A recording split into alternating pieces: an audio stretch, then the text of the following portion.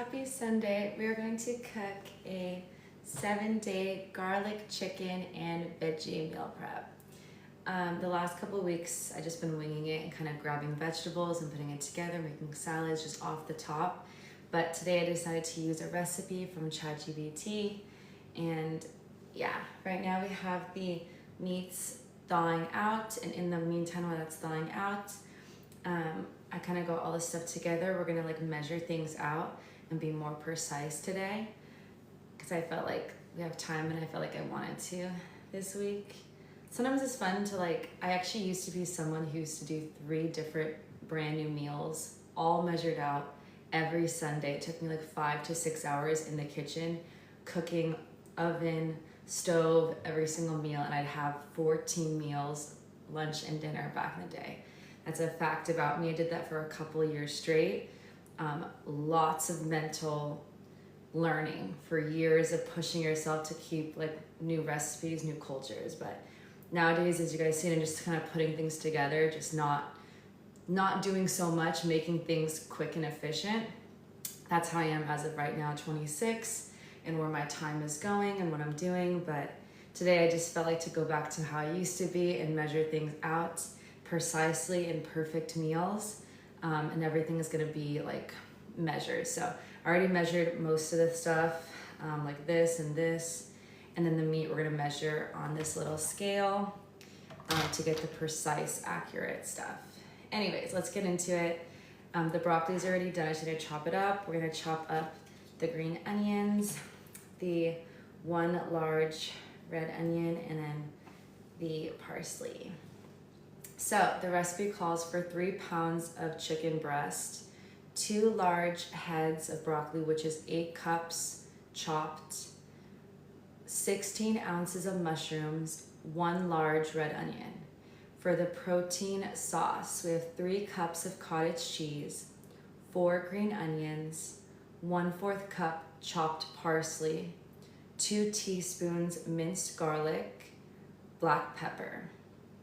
The next part is a seasoning, which is 2 tablespoons of garlic powder, 1 tablespoon of onion powder, 1 tablespoon of paprika, 2 teaspoons of black pepper, and 3 tablespoons of amino acids. I'm using the coconut amino acids because they're better nutrient-wise, health-wise, calorie-wise. There's many amazing ones. It's way better than soy sauce. Just dump the soy sauce and just go with amino acids. Coconut is the best one though. The chicken marinade mix is 3 tablespoons of amino acids, 2 tablespoons of garlic powder, 1 tablespoon of onion powder, 1 tablespoon of paprika, 1 teaspoon of black pepper, and 2 teaspoons of minced garlic.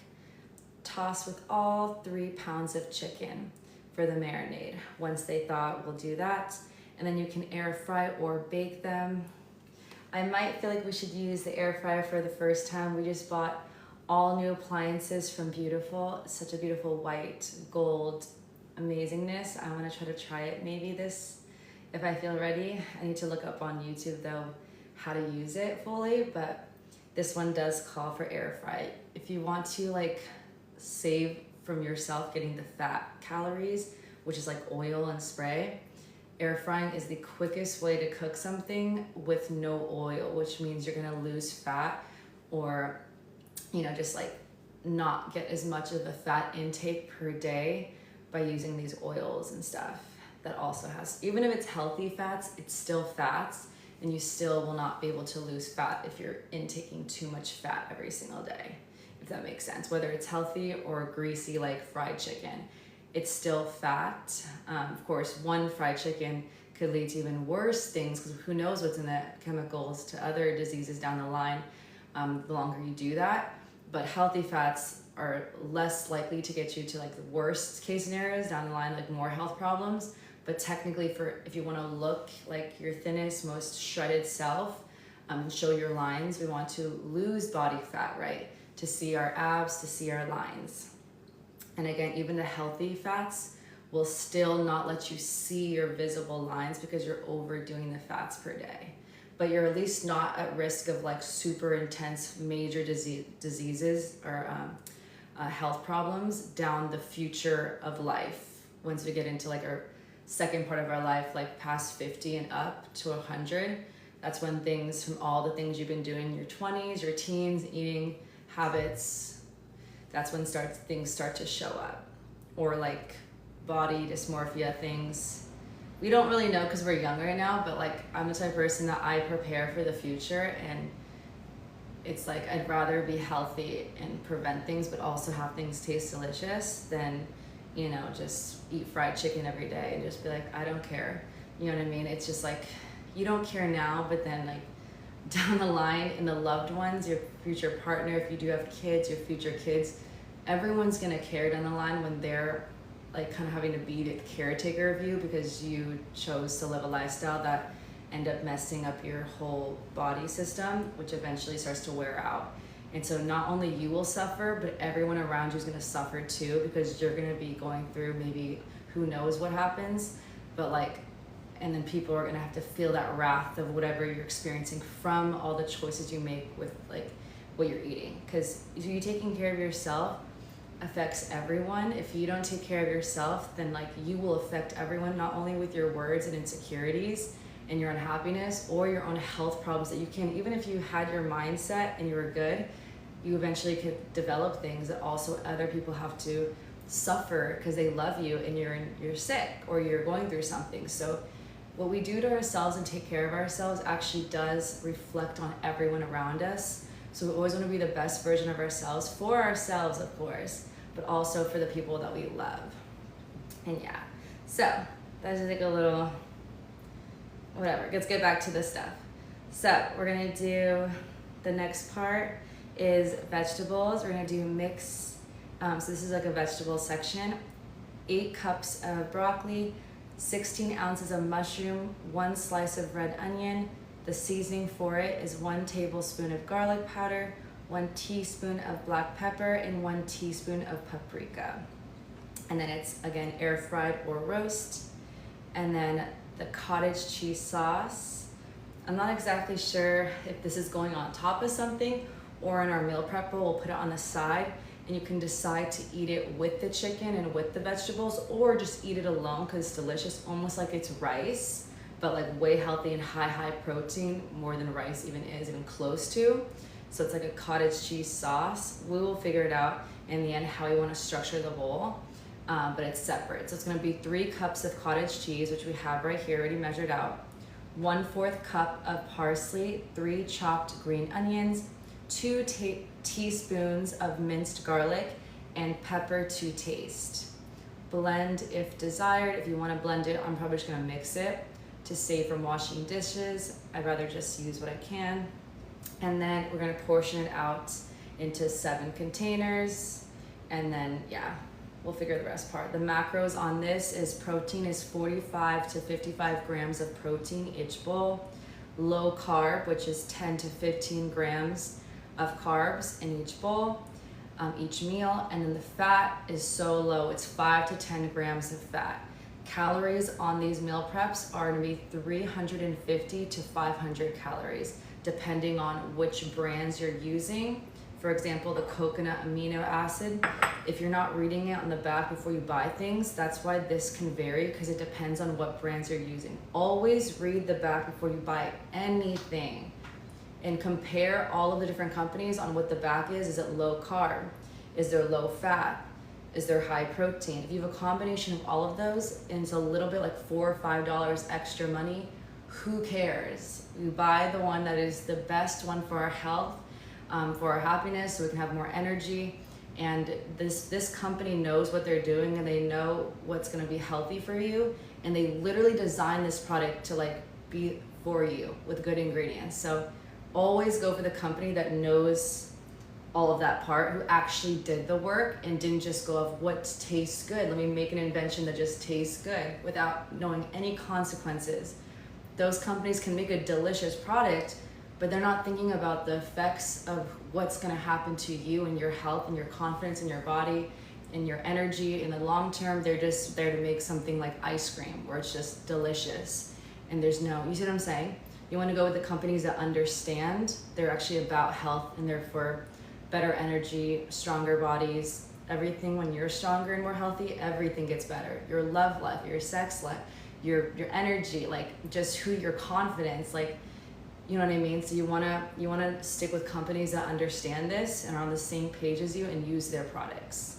Anyways, you guys can decide. There's so many other companies, you can do your own research, but in the end of the day, just look at the back before you spend any money, any of your hard-earned dollars on a piece of an item at the grocery store. It's so important because it can either be killing you or like feeding you properly and fueling you properly. It's kind of that serious, especially in the United States. I don't know about other country, but some literally, you're literally like killing yourself. It's like diabetes in a bottle. It is that serious. It's that serious. Like, and there's no regulations because people profit off people, and it's just how it is in the system. So in the United States, there's no regulations. There is regulations, and even those regulations could be withdrawn with money. People can use money to still get buy things and take shortcuts. It's kind of insane. It shouldn't be this way, but it's just what it is. So just make sure to always read, and you choose whether you're gonna be able to live healthier and have more energy and have your dream body versus picking this one instead of this one. It's the exact same thing, but it's not. It's literally so scary if you think about it. Okay, loves, let's chop these up. That is thawing out right now. Let's just chop everything up first and then put it in little plates separately. These are green onions, one of my favorite things to top off bowls with to make it pretty but also flavor. And so cute to touch. I love when the little sprout little stem things, the white part and this little, it's so cute and so squishy. I'm using the beautiful knife. I'm using a lot of the beautiful products as of recently. And then this cutting board is from Target. I'm just doing very thin little chops. This is a really sharp knife. Actually, since I bought it, I haven't sharpened the knife yet, so that says a lot. Usually you wanna really sharpen your knives to make sure you don't cut yourself, or it's like such a struggle and it's like just, you don't even wanna cook at that point. You're just like lazy because I feel like you're doing so much like sweating. This beautiful company is really good. Also the Cuisinart cream ones on Amazon. I have those too, and those are really good too. And they're not super expensive, I would say. Whereas you can get like a $200 Chinese like sushi knife. It's super sharp, but like, do you want to spend $200 on a knife? Unless that's you, then yeah. But like these ones are work so good and they're more affordable, and they're beautiful looking because they're white and bright. And they're for women and men. They're both universal because the gold and the white. It's not like it's pink or blue, you know? Okay.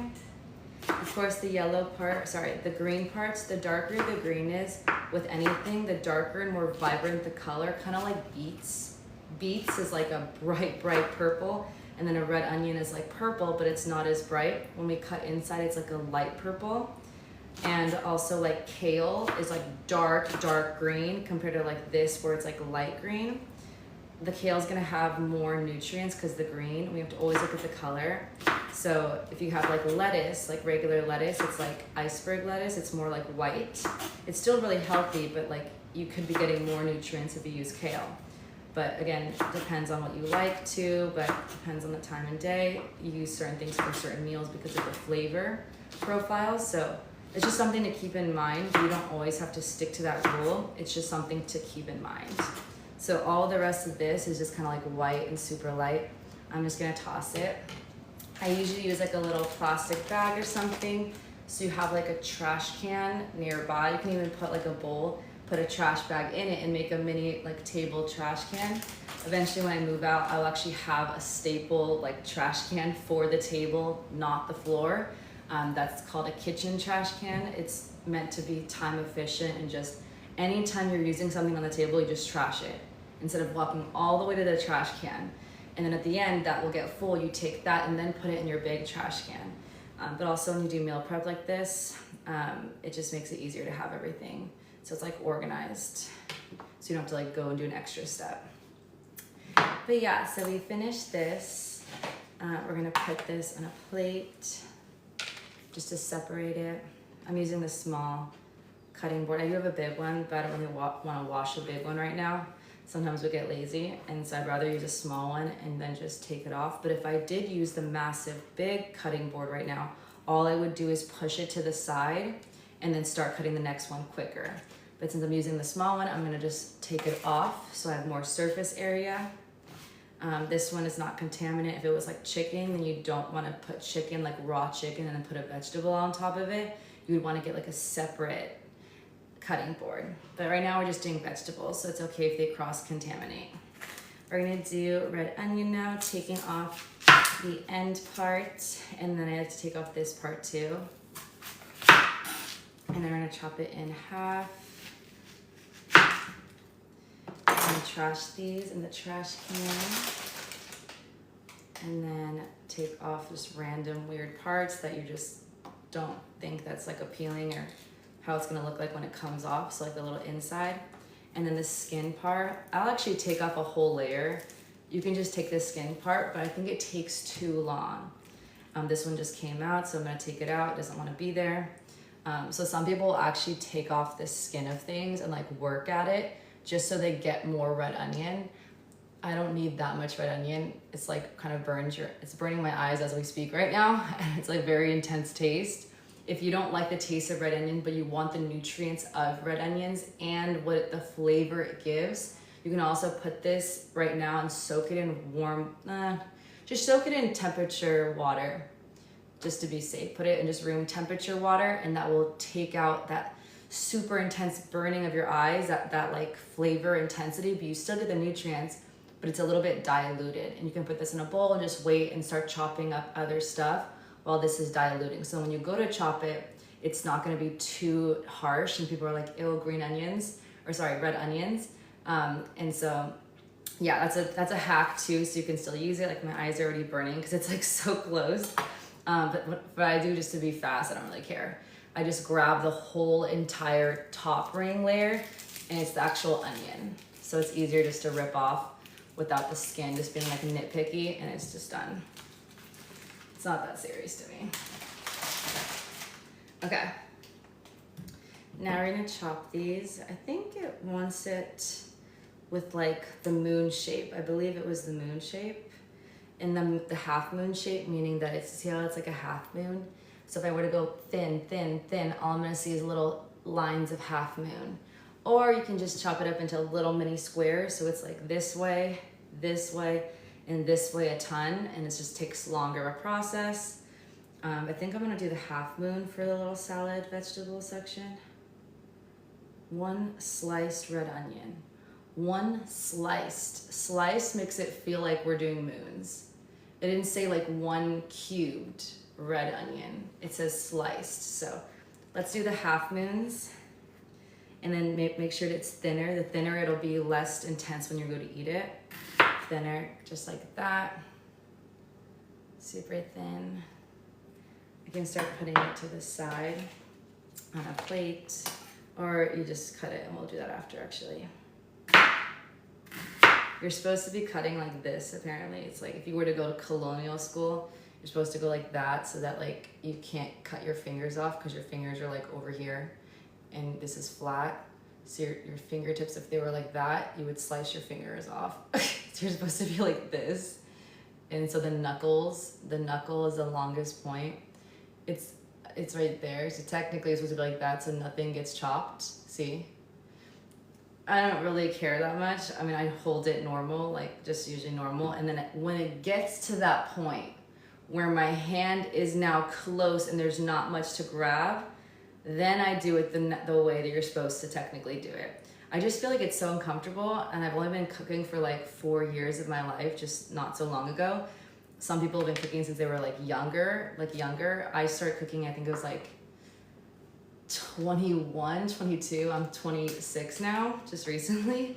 So I started cooking way later. My family always cooked for me.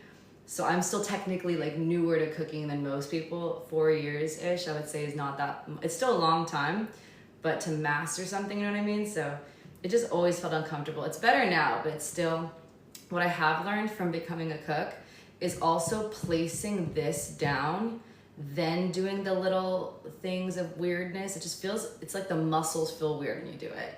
That makes it a little more sturdy, because if you're up here, you're like trying to balance and it's like wiggly.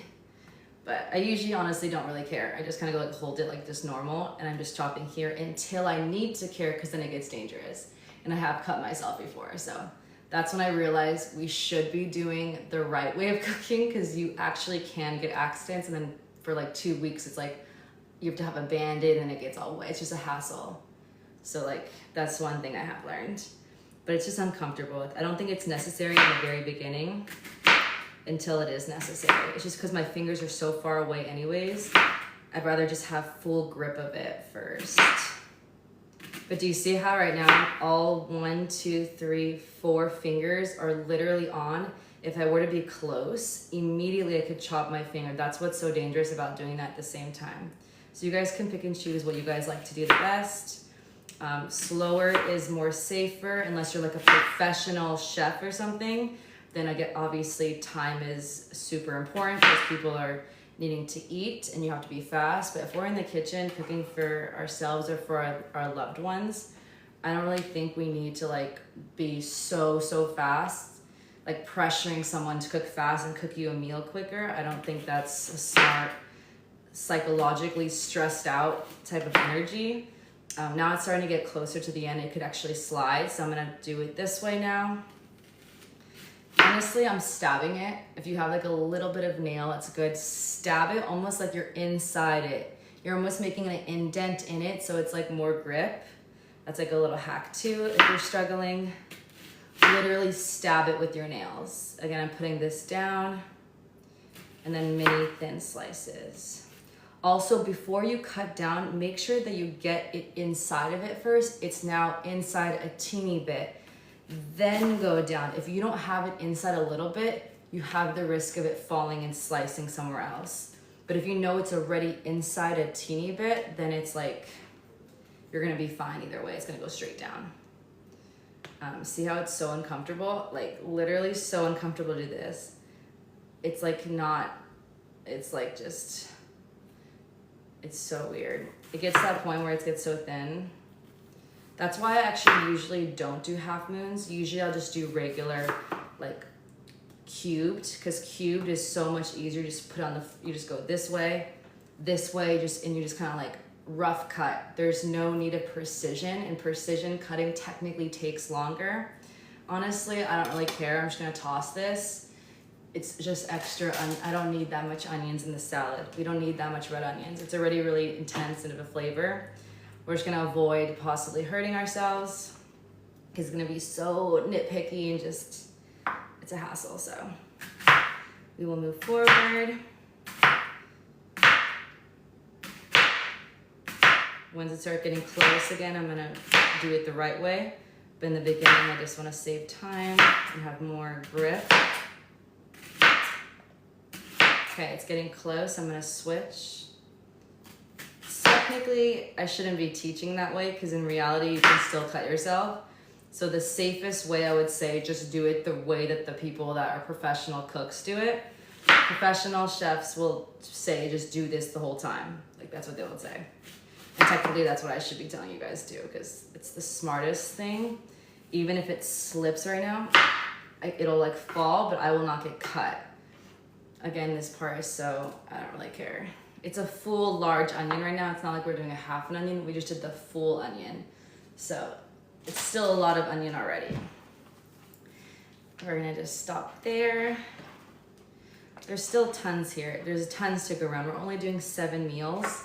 7 meals, like that's good enough. Even without those, it's a lot. That's a lot. And these are already super potent. Like I didn't drain it or put the water in it, so it's really potent. Okay, now we're gonna do the 1/4 cup of parsley. So let's get our 1/4 cup. This is KitchenAid. It matches the Cuisinart, color. This is like a cream color. This is like a white, off-white color, beautiful. It's not matching fully, it's okay. I do have another white one, but I put it in the garage. So I wanna mostly have things match. And yeah, this is like a little bit creamish white. Oh man, my eyes are burning, guys. That normally doesn't happen to me. I think it's because I was talking about the onions and staying on the onions so long. Usually you do them quicker so it doesn't burn and you're not talking like me.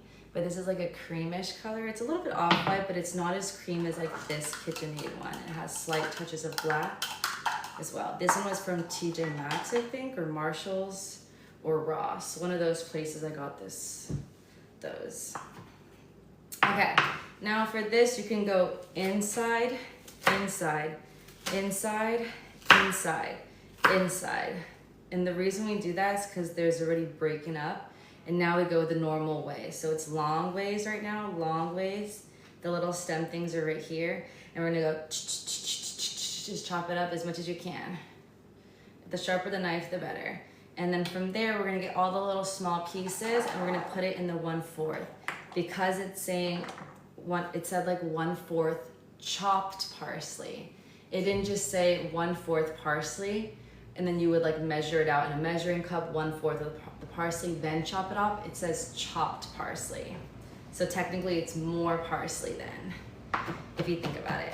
So now I'm just gonna go like this, click, it doesn't really matter, but it looks like just like a rough cut, chopped. Okay, these pieces right here.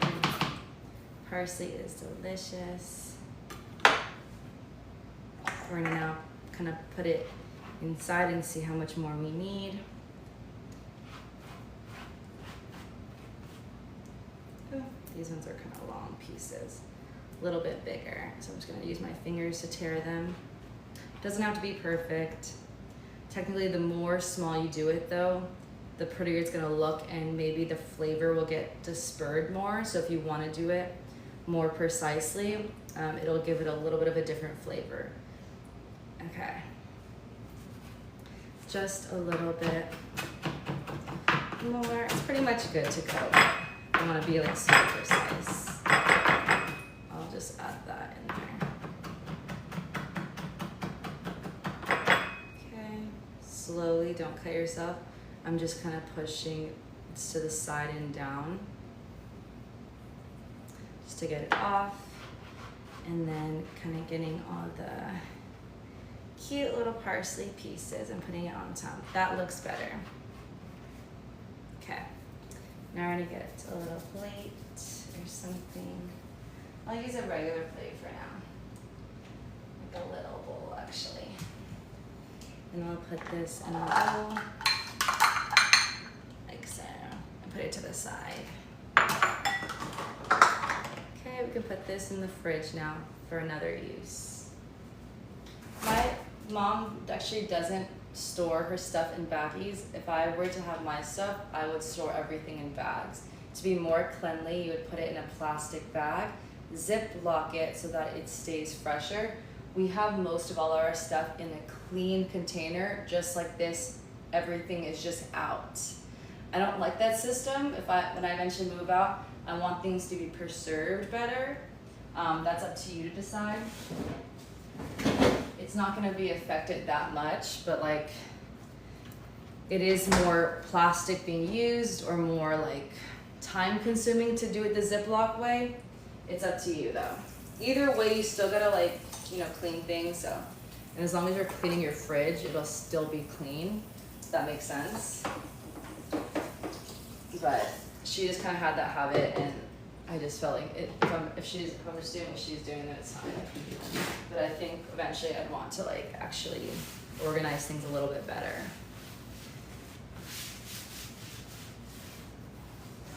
Okay, just wiping it off because parsley is kind of intense and it usually leaves like a residue, so it's not one of those ones that you can just, I mean you could, but the little parsley stuff would get on your next vegetable. If you don't care, then it doesn't matter, but I just rinsed it so you don't get any parsley on the next one. The next one is broccoli. I already cooked this one, or softened it. So now it's all softened and warm. And some pieces are down there, actually I'll leave that. We are going to just chop this up into smaller pieces. So pretty much what I'm doing right now is just, I'll do the tree. When you cut the tree on the stem, it sometimes will automatically break up the trees. like you see these little folds, they're all like little trees that are like, like a tree, the branches, if you cut one branch, it comes off. Same idea with the broccoli, it's like a mini tree. We're like eating trees, but they're called broccoli. Too cute, little trees. So we're just gonna like kind of chop it so then all the little stuff comes out, and then it's like easier to eat. If you have a big broccoli like this, you can put it in the meal prep like this. You don't have to chop anything, just throw it in. But then when you go to eat it, you have to like use a knife, and it's all like, you don't want, when you go to meal prep, we're supposed to meal prep to save us time, and so we can go be confident in our daily routines and just eat shit and get shit done. We don't want to be like sitting there taking an hour to eat because we have to like cut shit. We want to cut shit ahead of time so we can just like eat it. You know what I mean? So kind of just break it up to the pieces and the sizes that you feel like you can fit in your mouth and chew fastly and properly and digest better too.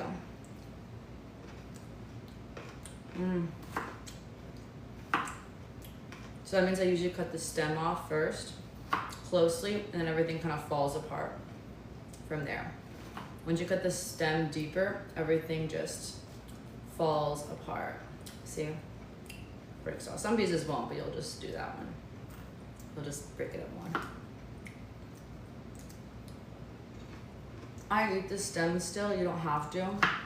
It's still nutritious. This one's kind of gross. You can tell I'm just gonna toss this one. But the stems do have nutrients. But of course, the most nutrient part, again, is gonna be the tree part. Because look how dark green that is, almost like kale. Kale's darker. But the broccoli tree on top, you see how the stem is lighter? It's still delicious, but there's not as much nutrients as the top part. So that's the part we want to eat the most.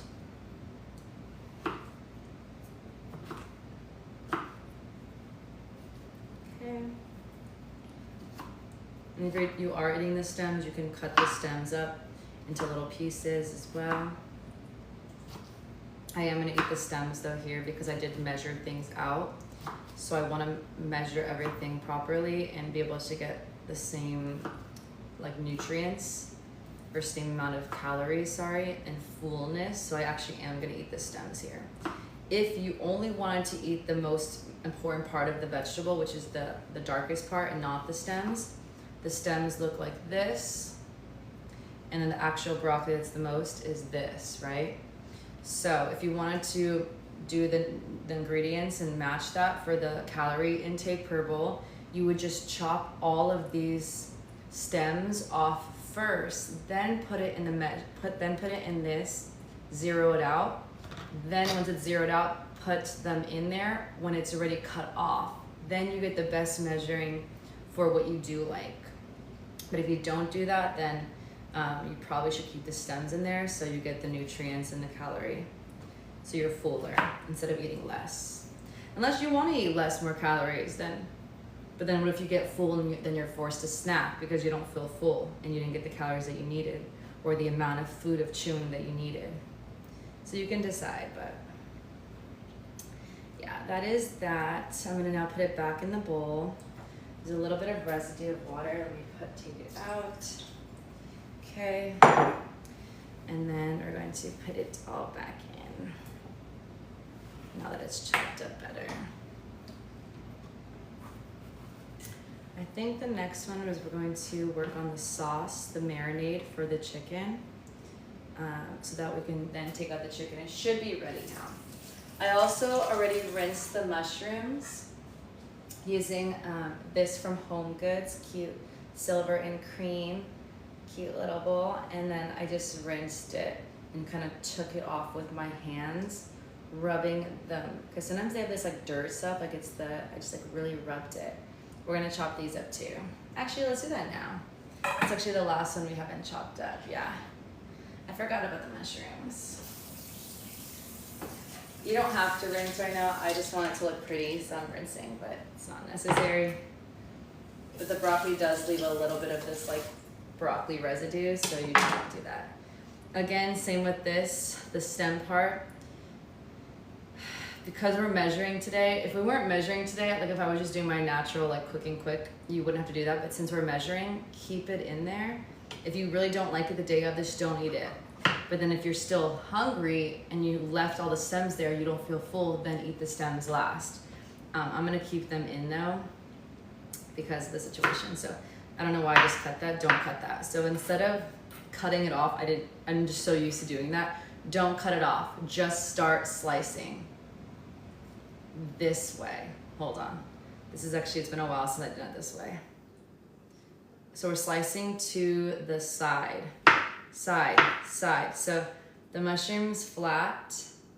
Wait, hold on. To the side or flat? No, because we have the stem. Right now we can do it flat, which means because I just cut that off, put the little mushroom down and it's on its tummy or something. I don't know, just spray it. You can go side to side.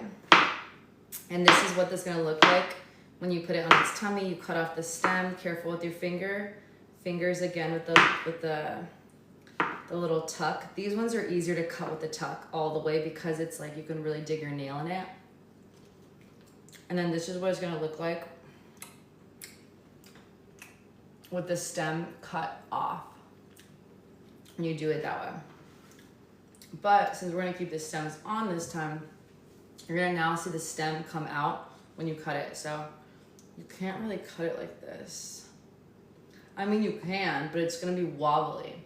So you're gonna have like it's gonna be like, it's falling over because the stem is sticking out. So let's try to cut it on the side. And then the stem is on the side here. So going from one side, it's still kind of wobbly, I'm not gonna lie, but let's see. We can try both ways. I feel like I have to really put grip on the other hand for it not to fall over. And then I'll show you what it looks like with the stem in. Ooh, it just kind of broke in half because of the way it's shaped. That's not the best way to cut it. Let's do it the other way. It's okay if it's not perfect. We're not like trying to do gourmet, like we're not at a restaurant, but with the stem, that's what it looks like with the stem on. See how it's a little bit longer of a mushroom? Okay, now let's try putting it on the bottom like this, like technically I usually do, but we have the stem on. This one's stem is to the side, so maybe it's gonna be easier.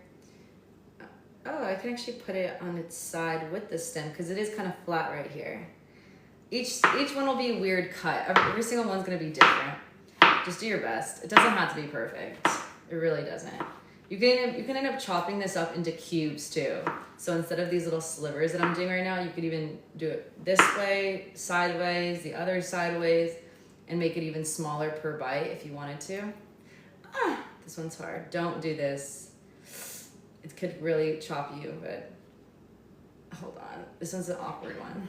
Just be careful. If you do put one hand on the other side just to go like that, it literally it's so dangerous. So go so slow. Don't chop fast. And then once you're in there, then chop. Like once it's digged into it, and then you can release your fingers and chop it. It's okay if it's not perfect. It is okay. I also might have a chopper thing. We could try it. We could try. No, I don't think that would work. I mean, we can try it. It doesn't hurt to try. I'm gonna try something, but like I've never done this before, and this is new. If it turns out bad, it turns out bad, but like I just wanna see like some of them with it this way and how it would look and taste versus the other one. This is OXO in a slightly cream off-white color. They have a cap for the slice blade. You put it in, I think. Okay. Okay, it goes in like that, then you lock it to the side. Now I know. Let's put like 2 mushrooms to start. Put this, no. Maybe just 1 mushroom, I just wanna see. Okay, it is, no it's not. Now it's in, you lock it to the side. Okay, let's see. I'm nervous, I don't know what's gonna happen. I think you just push it down. No. Or you push it fast.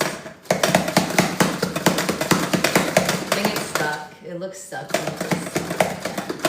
I don't think mushrooms work here. I think it's like, if we wanted to do this with the parsley, put the parsley in here, chop the parsley up, it'll like the parsley would have chopped quicker. I think this is what that's meant for. The mushrooms, I don't think so. Oh no, the mushroom got stabbed. He's stuck. Poor mushroom. Maybe we should break it up. I tried something, but it didn't work. Oh, he got stuck. I'm just gonna break him up and we're just gonna finish him off. I'll still put him in, even if he looks different than the rest. He still is delicious, either way.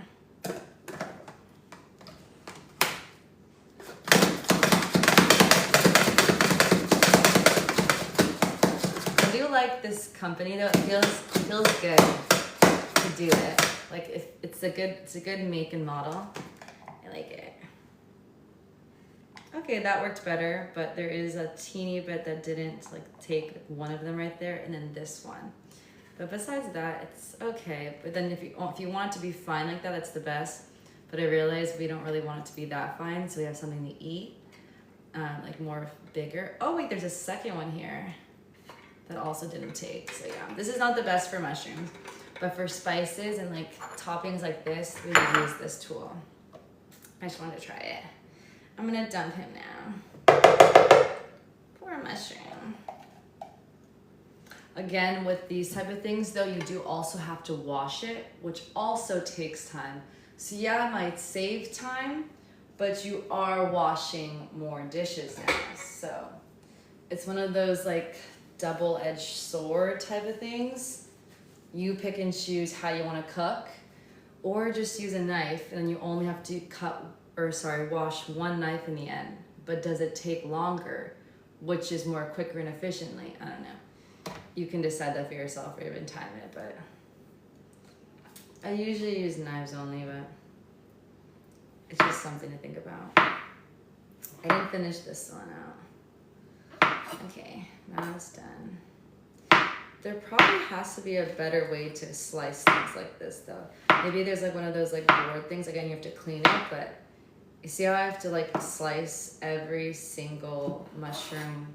That's like how many mushrooms? Like 30 mushrooms here? Because if I try to slice 2 at one time, let's see.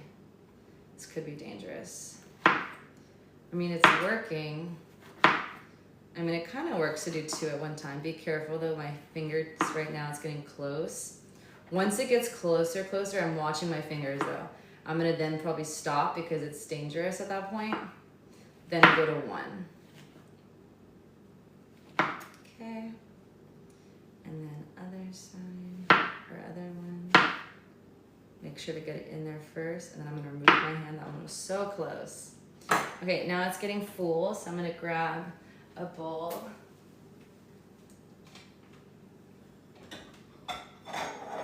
It's too big. Let's do this bowl. Okay. And I'll put my mushrooms in here. Lots of mushrooms. Mushrooms are really good for your health. If you have not seen the documentary that came out, it's called Fantastic Mushroom. Go watch that now. That's like has to do with humankind also. Not only just mushrooms, but like humankind in general. I said, you can come in. It's called Fantastic Fungi. So it used to be on Netflix, but I think it's on Hulu now.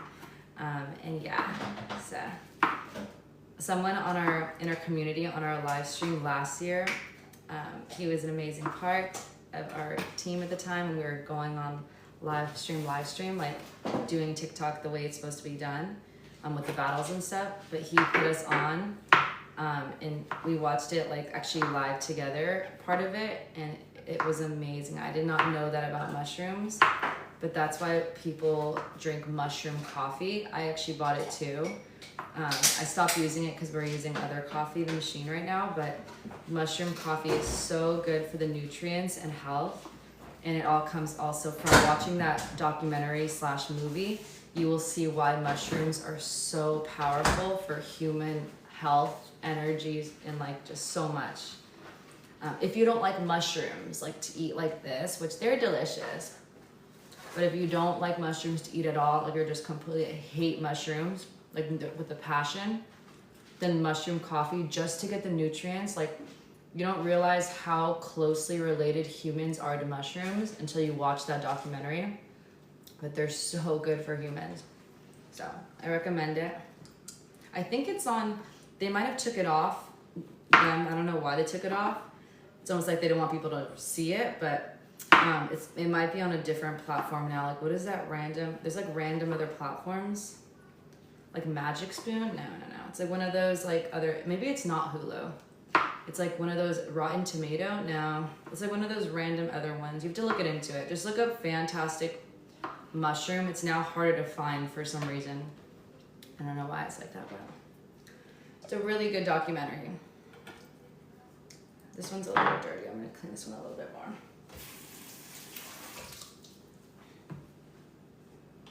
Yeah, this one too. I missed that. These are the ones at the bottoms. That's why I don't think they got cleaned the best.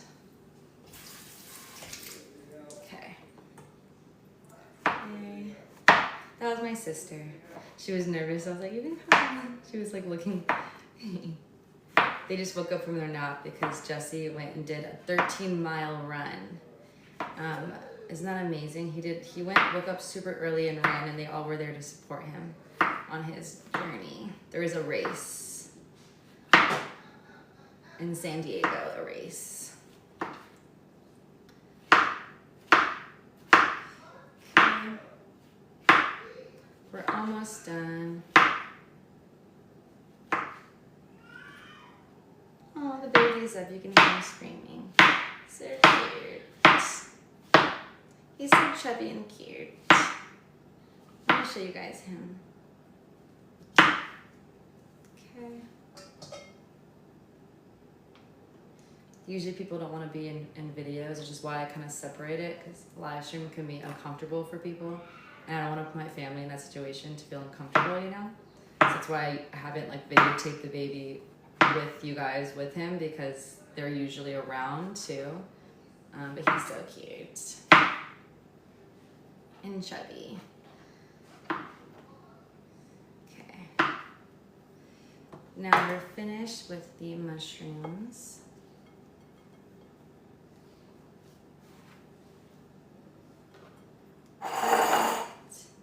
Let's rinse this off.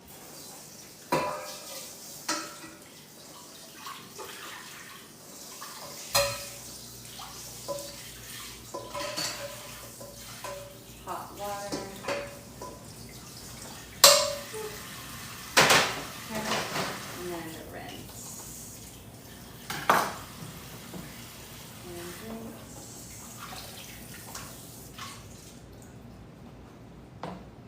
And then now let's work on the chicken marinade, I think. I forgot which this one. This is for sure like 2 tablespoons of the amino acids. Okay, right here. No, this is 3 tablespoons of amino acids. So 2 tablespoons of garlic powder. 2 tablespoons.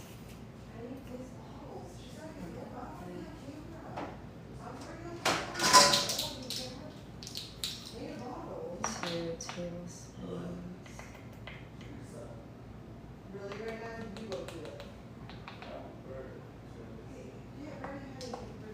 One, and 2. And then onion powder. This is our new, oh, you can't see it, but our new, we just finished them. I'm actually realizing I'm gonna buy a 3rd one. That's kind of crazy. $20 each one, and then 5 something for the spray cans. I'm gonna do the whole thing again because I want a 3rd one, because I realize I do have other spices I wanna do, and I wanna do all of them. So I wanna have 3 towers of just amazing spices, and we DIY'd these. It turned out so good. I love it. So we're gonna do onion powder next. Onion powder. It feels so good. I can't believe it worked out this way. Onion powder, which is 1 tablespoon.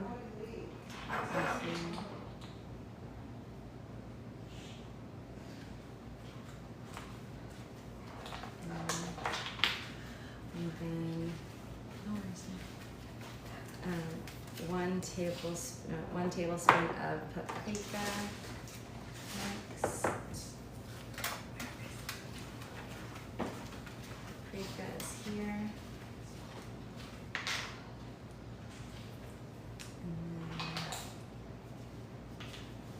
I'm taking off the little cap so it's quicker, because it comes with, oops, a little bit more, so I don't have to fill it. If that ever happens, just don't fill it up all the way, because then you already put some more in there. Okay.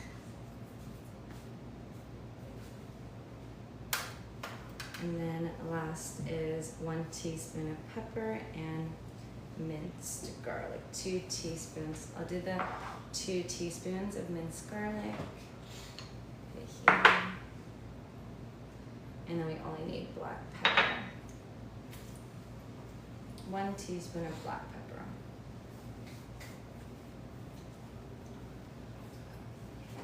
I'll use this one.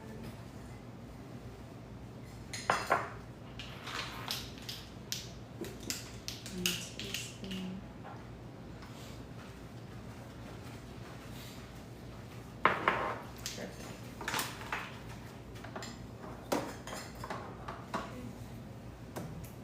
I'll put you guys more this way now. Back to how it was. Now we're just gonna mix it. I'm gonna use a fork just so it's like more like a whisk. Doesn't really matter, you can use a spoon too.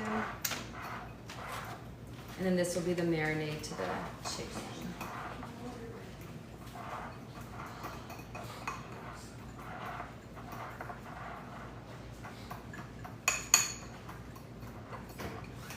This was ChatGPT's recipe.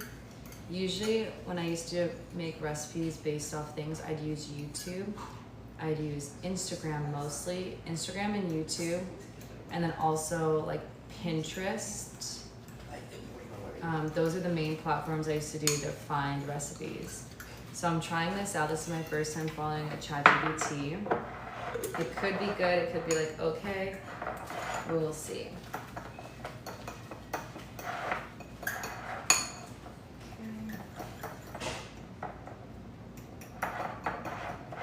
I feel like a mini whisk would be really good here. I think we do have a mini whisk. I'm not sure where it's at though, like a cute little small one. I'm just kind of breaking up right now with the fork on like the little powder parts. Okay, and then I'll use a spoon so it's not scraping like the bottom.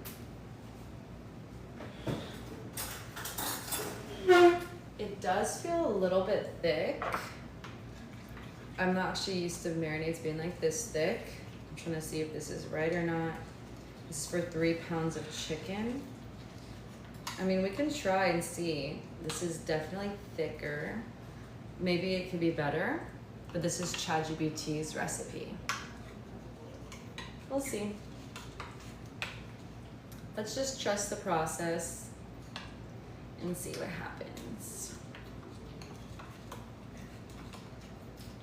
Okay. Oh, the little pieces are garlic. I thought they were the powder. The little pieces are the minced garlic.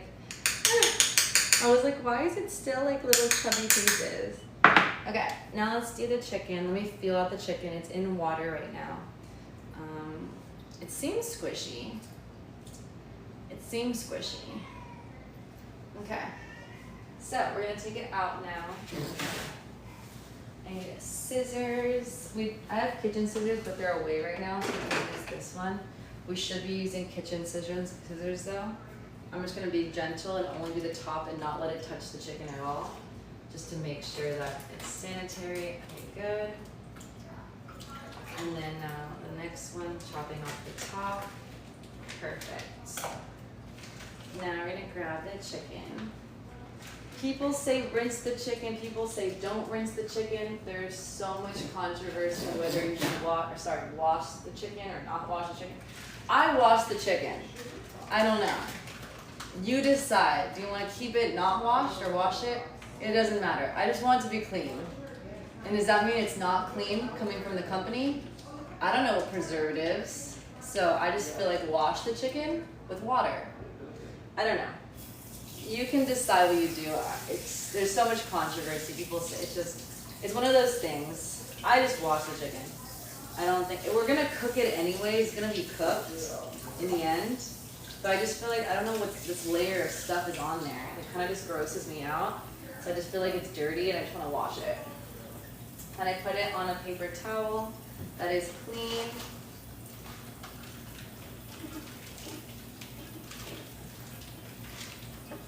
And I do the same with this other pack. We're gonna measure it out right now to the exact amount of pounds. Rinsing the chicken. Shaking them a little, their chubby squishiness. Shake, shake, shake. Okay, and then place them on the paper towel. You can also use a clean rag with like actual clean cooking towels. I just don't know, so I just use paper towels because it's like for sure clean. I'm gonna be safe then sorry. Okay, now the chickens are drying. I'm just gonna bring the chicken over here in the paper towels. They're just getting dried and squish them a little bit. Squish, squish. Okay. Now grab just a bowl to put them in so you can mix them in with the marinade. Put the chickens in a bowl. Actually, let's cut the chickens first and then put them in the bowl, right? Toss with all 3 pounds. Are we chopping the chicken? I mean, it doesn't really say to chop it or not chop it, but like chopping it's easier to cook, I think. And if we want it to be easier to cook and easier to eat, let's chop it first, then put the seasoning so they can disperse better. And then it's more potent and it's more flavorful when more of the sauce gets in the crevices in the inside, not just on the top layer. You see what I'm saying? So I think cutting is better for flavor. So we have the chickens now. You can also right now find little pieces of extra fat, and because we're trying to lose fat, let's just like take it off roughly with our hands and like use our hands to take off those little excess. Chicken breast doesn't have so much fat. Chicken thighs, I have to take off. I'm sitting there for like forever taking off, ripping off. It's better to have a knife or scissors with that because chicken thigh has so much fat.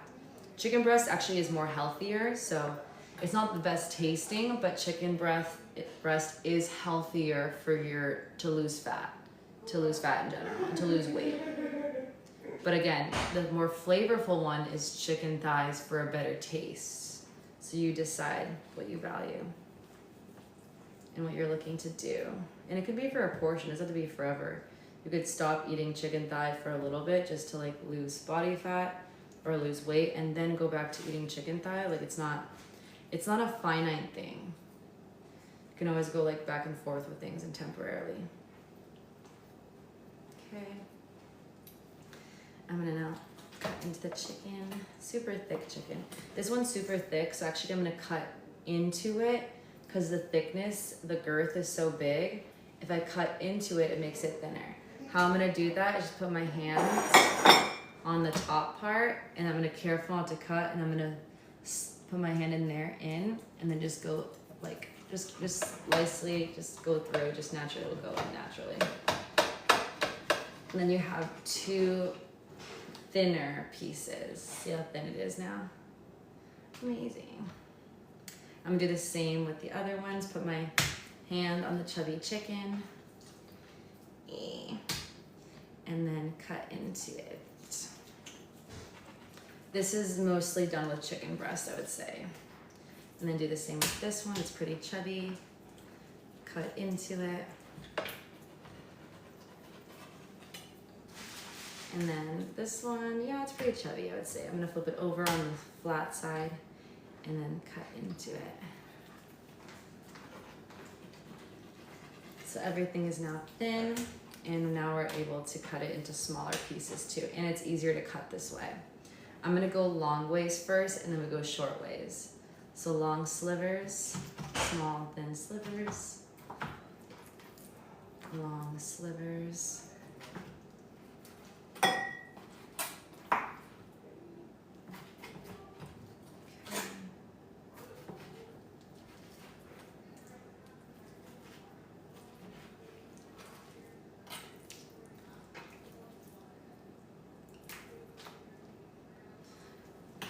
be the slivers on all of them.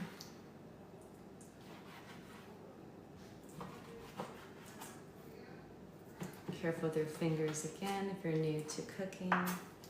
Always be aware of where your hands are. That one's fine.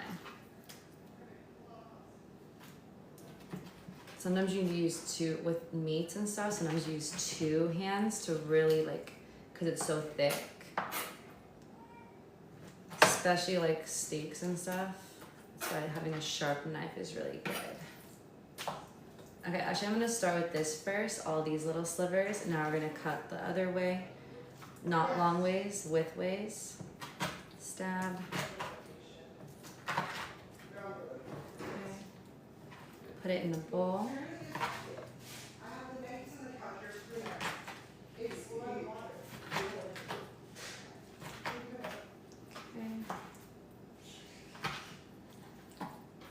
Amazing. Put it in the bowl. Just so we have space because it's a small cutting board. So sometimes you have to do it in parts. Little bite-sized pieces.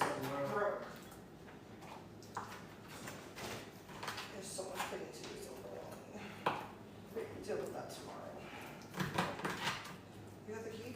I want to get help at least. And then we're gonna put it in. I don't know. You were driving. I wasn't. I didn't drive. My dad.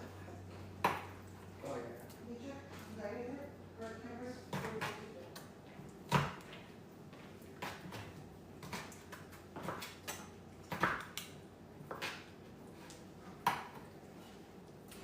Okay.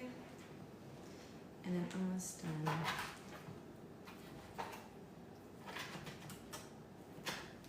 feel like the knife is starting to get dull a little bit. I think we need to sharpen it. Or just really thick chicken. When Okay.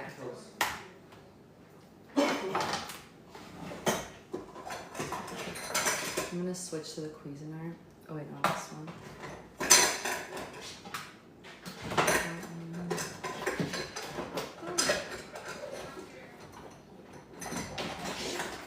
This one. I can feel it getting a little bit dull. We have chopped a lot of things right now.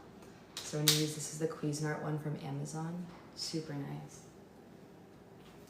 Wow, yeah, way easier to cut now. Because this one's super sharp right now.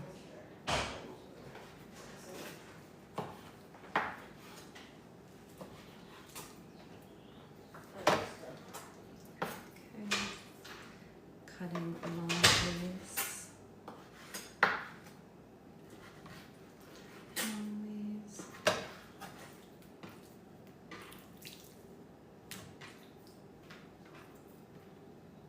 This might be too much chicken actually. I think I'm gonna have to save the rest of the chicken that's not gonna do with this recipe for a different, like a lunch or something. So I'll cook it separately off this video though. And then make another little meal prep or just put it in a container and I can decide when I wanna eat with it throughout the week. Or I can give it to my family so that they can cook with it too or use it. I realize I think this is too much. Actually, before I start finishing cutting this, let's measure this and actually find out how much we need. 3 pounds. Let me see. We need 3 pounds of chicken breast. 3 pounds. Let me redo the scale to 0. Okay, and then we do. Let's do another bowl.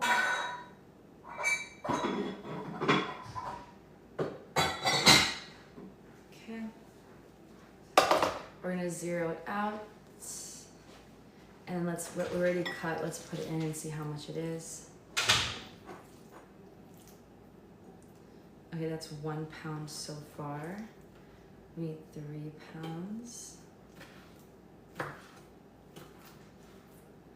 I feel like this is gonna use most of it then. I think we should be good. Yay.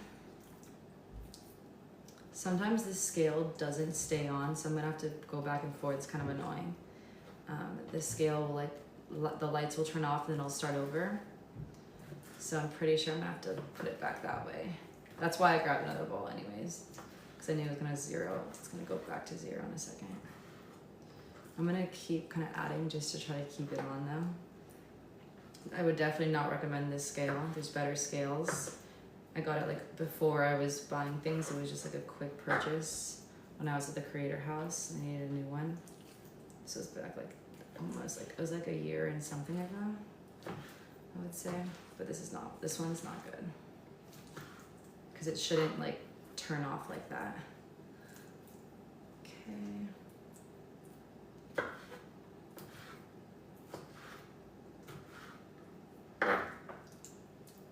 That was my first time buying a scale, so I didn't know that I was supposed to look for something that doesn't turn off. That was my bad. Just inexperience, that's why.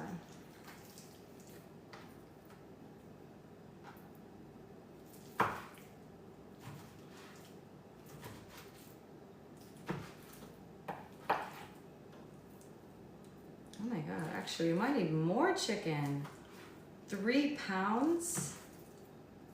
I don't think we're gonna have enough, actually, from the looks of it. It's okay. I'll just have to open the black bean can. I have black beans, like 1 more can left. I could add black beans to it and that gets more protein into the meal. And it brings fiber too. So we'll do that for what we're missing. That was 2 packets and this chicken is from Costco. I just opened up 2 packages of it. Okay. Oh wait, maybe like just right enough. Let's see, or a little bit under. It's 2 pounds and 8.5 ounces. So yeah, we'll have to open up the bean cans. Okay. I'm using that bucket of water to put the knives in right now. And some other stuff that we use so it can really... Also this, I have it in a huge pot. I'm putting these in a huge pot full of water. So it's starting to like loosen up. The little chicken packs, I'm gonna dump the rest of it out and put it in our trash bag. Dump the chicken out and then trash bag, trash bag, trash bag, trash bag, and then trash bag here. Perfect. I think we have to measure a little bit more, so let me not rinse those just yet. Oh, this one too. Okay. So, actually, let's do this first so we can start marinating. Put this in the water. And then let's put the marinade. I feel like we shouldn't use all of it now that this is not 3 pounds worth of. So I'm gonna like leave a little bit out so it's not super potent.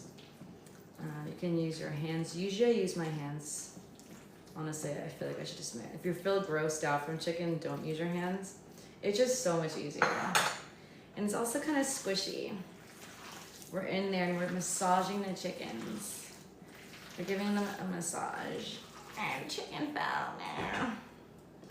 Also, I did clean the table with sanitary stuff before cooking in general, because I know that I drop things and things fall off a lot. And because I know that I'm this way, you have to clean the table before you cook each time, so that if something drops, it doesn't get dirty. Then you put it back inside and it's dirty. Squishy chicken rain. It's raining chicken. Cute. I just feel like it really needs the chicken and it gets it really marinated and you're squeezing it into it. You're like massaging it into the chicken. Squishing it. Okay. I'm gonna do like little circle twists of the chicken.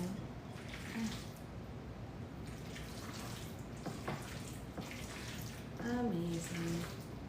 think the chicken is massaged good. He's chilling. I feel like maybe a little bit more. I feel like I want to use everything, but I'm scared it's gonna be too much. Because it's really potent, it's very dark. I just left a little bit. I left like that much not used right here. So most of it I did use though. I'll put it in here. I'll put it to the side and rinse my hands. Wash my hands actually with soap in the nails.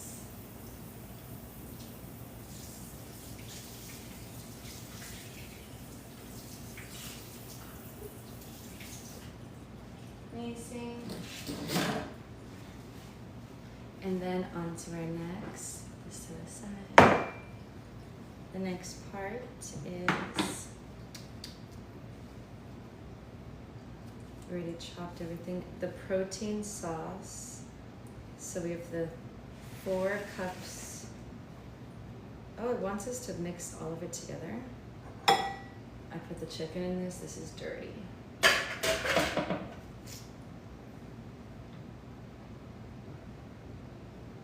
Cottage cheese. It's a sauce. It's a cottage cheese sauce, it says. That's different. I never made cottage cheese sauce.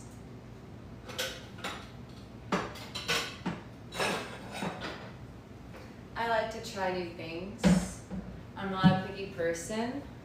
I love to like examine profiles of new things. So this is cool. A cottage cheese. It's a healthy, high protein sauce. And the saucy comes from the cottage cheese instead of like heavy whipping cream, which is so much fat. But usually it's used for a lot of like pasta sauces. It's delicious tasting, but super high in fat and tons of calories is heavy whipping cream. So instead of that, the base for this sauce, cottage cheese sauce, is going to be the cottage cheese thickness, and it has high protein and low carb and low fat. Cottage cheese from, you can get it at Costco or anywhere, honestly. Just look at the ingredients. Let's do it's gonna say 1/4 parsley, which we already chopped up. And then the chopped green onions into it.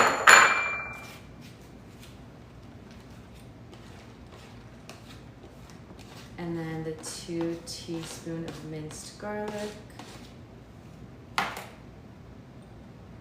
And then pepper to taste, which usually means I would say 1/4 teaspoon if you want to measure it out. But again, it's to taste, so you can like taste it and decide. Pepper, I'm just gonna like go around on all of the top, so it's just like it's just on the layer of the top. That's it. And then we'll taste it. But spoon.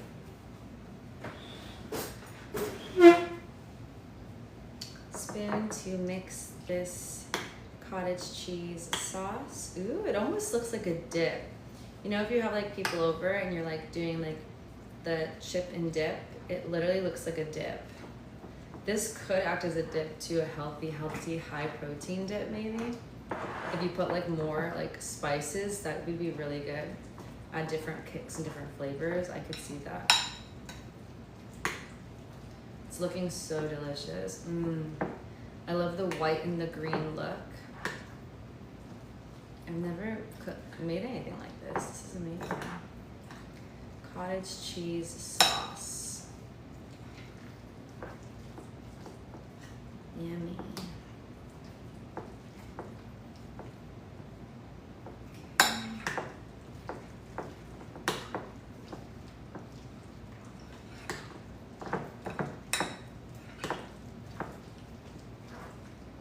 Look at that sauce. So delicious. It literally looks like a dip.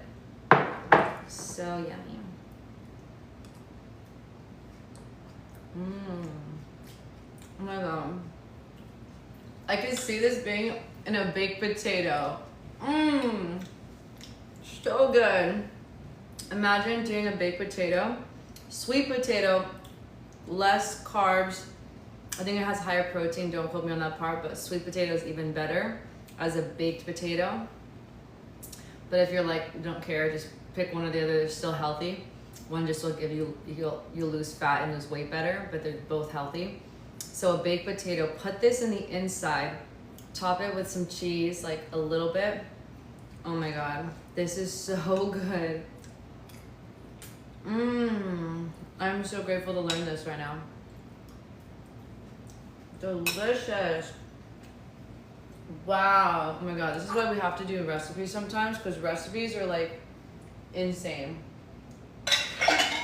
Insane when we cook with recipes. It's always better. It's like always on like another level. Blend it if desired. You can even blend this so it's even more pasty and more saucy. I actually like the thick little cottage cheese balls that like burst in your mouth when you're chewing it.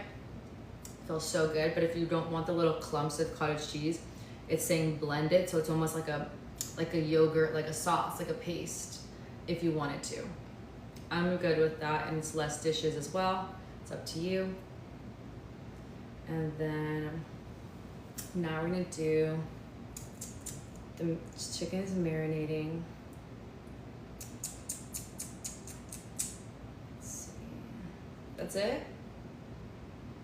We need to mix the broccoli, the mushrooms, and the sliced onions together. Let's do that. No.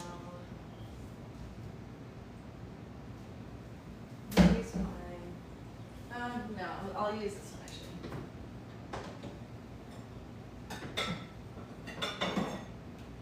It might be too small though.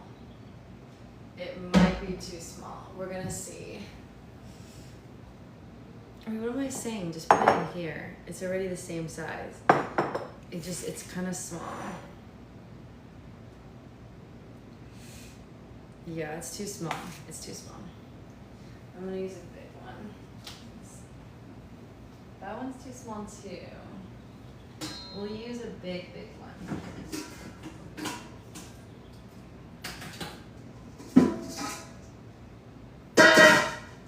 Huge compared to this. Massive. We have so much space now.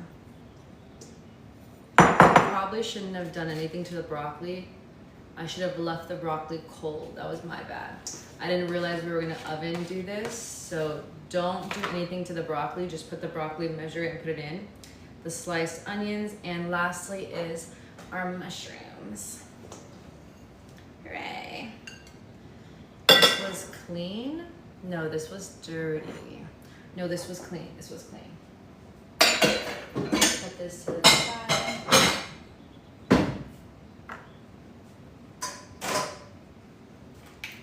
Move the spice wraps to the side.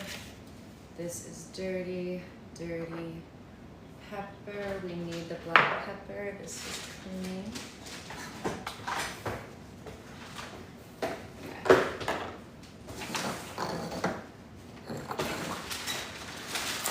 Trash is getting full. I'm gonna dump it now, all the rest of it.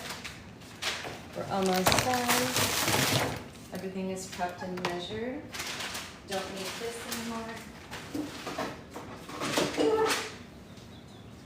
And then put this away. This is the baby's food that's dirty. And then the measuring we're still using. Okay, so we have it all in there. And then it's saying we need to do 1 tablespoon of garlic powder. So grabbing this, turning it. Oh, the garlic powder is right here. I'm gonna go buy more. I'm gonna go to the grocery store today. I have a whole list of grocery and spices I wanna buy. And I'm also gonna go to TJ Maxx and try to find a second tower to buy. So I have 3 towers of spices that are all the same.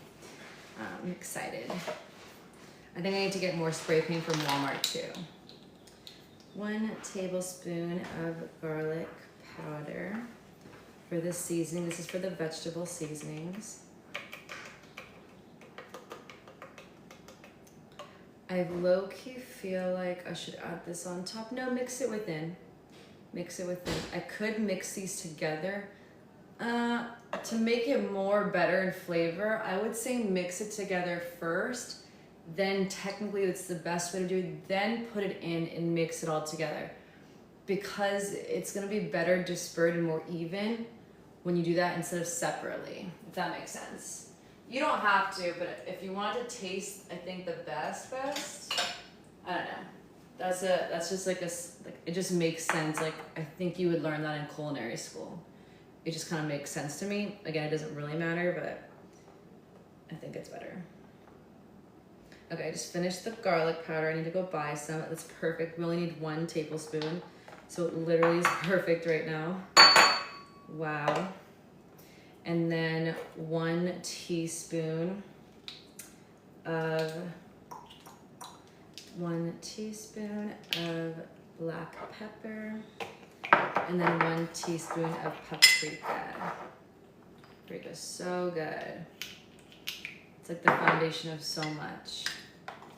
Paprika is last. I think that's all that we need for spices too, so we are done. Paprika. 1 teaspoon. I'm gonna just pour it in. That was good. Okay.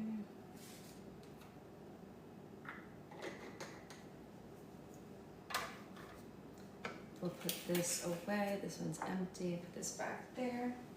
So we'll put the chicken and that in the air fryer or oven, it says. You can pick whichever one you want.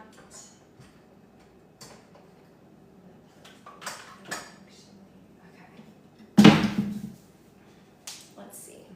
So with this, I'm just gonna mix up with this, just save from washing dishes. It's like a little mini teaspoon one. We're gonna mix up everything, and I think this is smarter to disperse because then it's all perfectly, like the colors are all gonna be the same, and it's gonna be easier to make the flavors taste better into the chicken. Instead of having everything separately, it just makes sense that way, I think. From my observation, mix, mix, mix. Mix, mix, mix. I'm kind of breaking up because the garlic powder, we're at the end of it. So it's not as fine anymore because it's you know, when something is older, it gets harder. So right now I'm just kind of breaking up the garlic powder, the little balls, many little ones that are kind of harder. They're not blending as well. Okay, it doesn't have to be perfect, doesn't matter. It's gonna be delicious. It's gonna all cook anyways. But now this is what the new seasoning we just made, and then we'll put this all in the vegetables. It seems like it's a little bit for this much stuff. I feel like we have so much more. Like I feel like there should be more of this, but maybe it's very strong. This is ChatGPT's thing. So before I do this, let me actually mix all of this together first. Really get in there. This is gonna be so much fiber and nutrients. This is what's gonna get us full, and then the protein is gonna keep us full and feed our muscles. But that's why there's so much vegetables here. Okay, everything is broken up and mixed together. Mushrooms are kind of big. You can break them up if you want to with your hands. Just a little bit. The ones that are too big to you. It doesn't have to be perfect, but just think about when you're eating it, how you're gonna feel when you're eating it. But also when it cooks too. Maybe it's good that they're big, but maybe it's better if they're smaller. Okay, now I'm just gonna do the top layer first. And I'm gonna mix this in. I still have a little bit left, just so I can evenly disperse it. I'm putting it to the side. I'm taking the under part, turning this one over, so the parts that haven't got touched yet. Now we're gonna finish it off evenly, going like this, just on the top part. There's a teeny bit left. Now everything should technically be coated. Actually, this is perfectly enough. ChatGPT knows, actually. Every single bit of this that I'm touching right now has little black speckles, which I can see is the pepper. Everything else looks like it's like blending in. And then the rest of it just on top, just in case. anything mixed. That's actually the perfect amount. Even if it looks so little, it's perfect. Amazing. It smells like heaven. This is gonna be so tasting. And if you don't like vegetables, it's because you have to be spicing them properly to make you like them. And these spices are like smelling like heaven right now. Oh my God. And then the crunch and like the softness of the mushrooms and the sweet like red onion flavor with the yummy trees like broccoli. It's gonna be steamed and delicious. You can see that everything is coated because all the mushrooms are also kind of red slightly. Beautiful. A little bit burns my eyes because the red onion. We're going to rinse off. And we are now finished with these two, so I'm gonna rinse these. I'm gonna spray them quickly with that because it's not that serious. These like are just plastic, it just comes off and it wasn't that intense. I'm just gonna quickly wash them because I know which ones I used and which ones I didn't. So you wanna do it quicker and do it later. And have to wash everything. So there, and I'm done. I can start having these dry. That's just because if you start putting dirty stuff in dirty pile, you have to actually wash everything because it's contaminant in there. So if you just have two that you used, you might as well wash it now so not everything is contaminated when you throw it into the dirty pile to save you time. Okay, I'm just gonna clean off the table. Now we have 3 bowls to work with, pre-finished, all measured, amazing. You can just swipe it off if you also clean your floors on the weekends or have cleaners. Eventually I would love to hire cleaners, or my dad does everything because I live home. Or you can sweep up after, but it saves you time and just effort. You can always work on the floor second.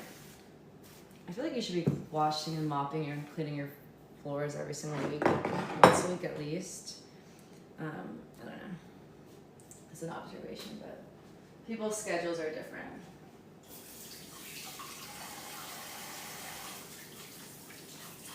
Washing my hands with soap. Okay, now we have the marinated chicken that's been marinating this whole time. We have our cottage cheese sauce, deliciousness, and then the roasted stuff we're gonna roast soon with all the spices. Now we need to figure out how we're cooking them. There's multiple ways to cook all of this. You could use a pan, the oven, the air fryer, and more. And then same with this, all of those same things. This one I think we're completely finished already. But I think I wanna try the air fryer. So there's no oil I don't think you need for that. You just put it in. Or if you do put oil, you use avocado spray, which is gonna have less oil and it's gonna be more healthy. And we do have avocado spray from Costco. I can pull it out right now, so I might do that. We'll see. So let's see. So this is my first time using the air fryer from Beautiful. So we're gonna see how it works. So we have the marinade air fry. So I'm gonna be like, how? Actually, I'll use like YouTube. This is 3 pounds. No, this is not 3 pounds. This is only 2 pounds because we didn't get all the chicken. Let's see.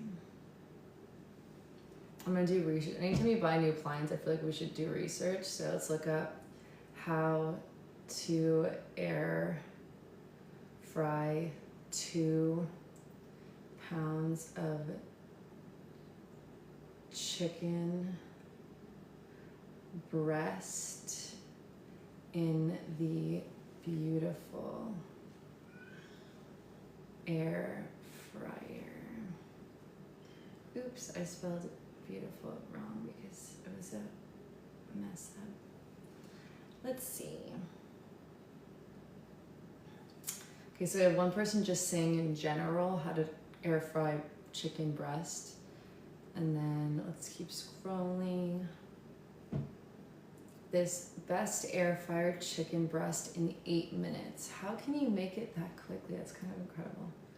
This one is not chopped up into little pieces like we did right now.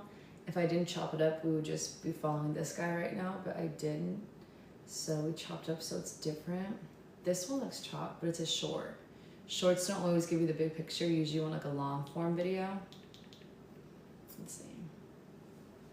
But the first image I see If you is... don't know by now, we're the queens of air fryer recipes. And this herb chicken is the easiest, most tender chicken you'll ever eat. The secret ingredient is adding some yogurt to help give you the juiciest chicken. Be sure to Yogurt. get our brand Greek new yogurt. cookbook called Pretty Delicious. It didn't help at all, If you but don't know by now, it gave me an idea to use Greek yogurt as a paste for the chicken too. We could have added Greek yogurt to this, but that's more calories though, so this is a certain amount of calories. no worries, I've got you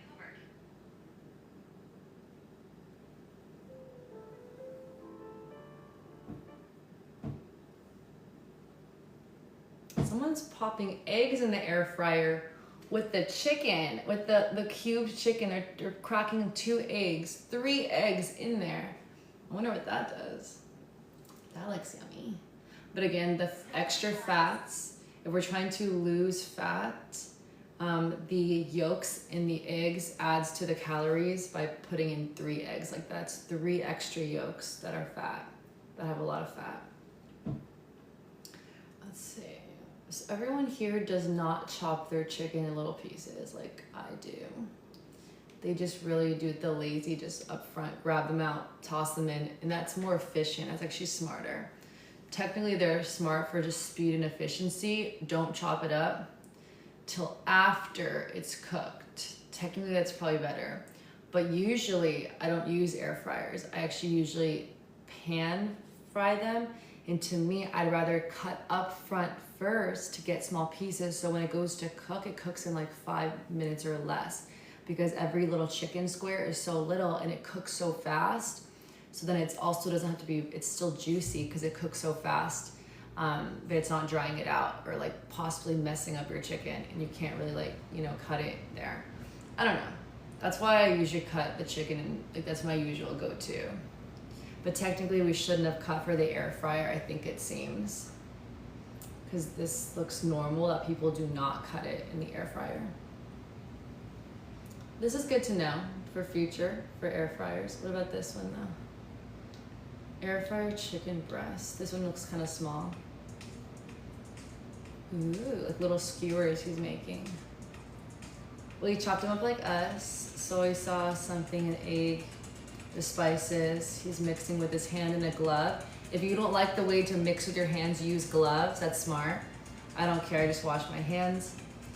He put green onions and garlic cloves in with it, the aroma, when he was air frying it at the end. And there's like little chunks at the end of it. Ooh, that's yummy.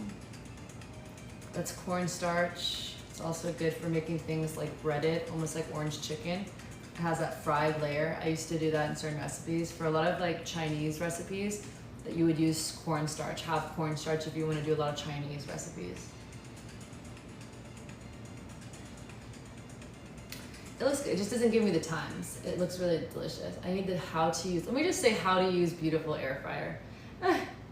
How to use beautiful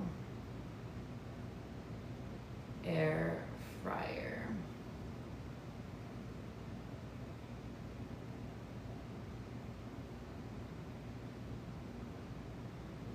Hey everybody, this is a quick video. In case you have a beautiful brand air fryer, I'm just going to go over the real basic functionalities, how to use them, and how they work. So first of all, when you get it, if you plug it in, when you plug it in, you'll hear a beep, and then everything will light up on the control panel for 1 second, and that's how you know that you got power to it. And then once you push the power button right here, it will make another beep, and then everything will light up for 20 seconds. And then if you hit power, then you can turn it off, obviously. And then, like I said, then you have all these different function buttons. You know, you've got the air fry, the roast, the reheat, the dehydrate, and if you hit any of them, it will automatically set a default amount of time and a temperature. Oh. And then from there, you can adjust that temperature and time up and down via the buttons. So that's really the basics of how it operates. Thanks a lot for watching. Have a great day. Is that what it's supposed to look like This inside? isn't just a pharmacy. This is getting medication What right he to said your was door. like nothing special. It was pretty self-explanatory, did not help me at all. But just showed you just click the buttons and it goes, but like, that wasn't like an in-depth detail.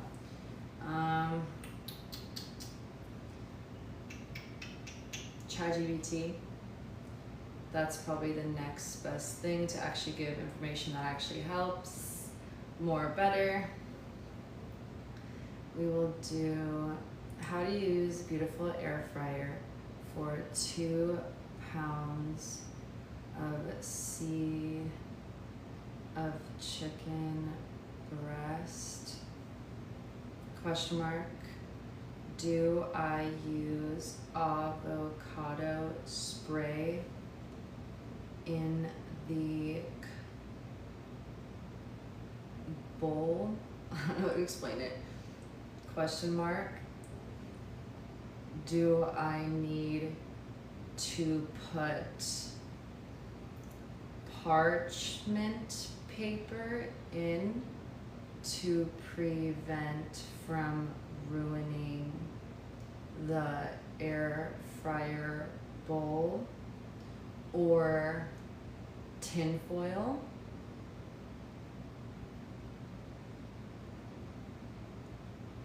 To make it easier to clean and keep beautiful over time, question mark. And how, there is a air fryer button and I can adjust this if needed.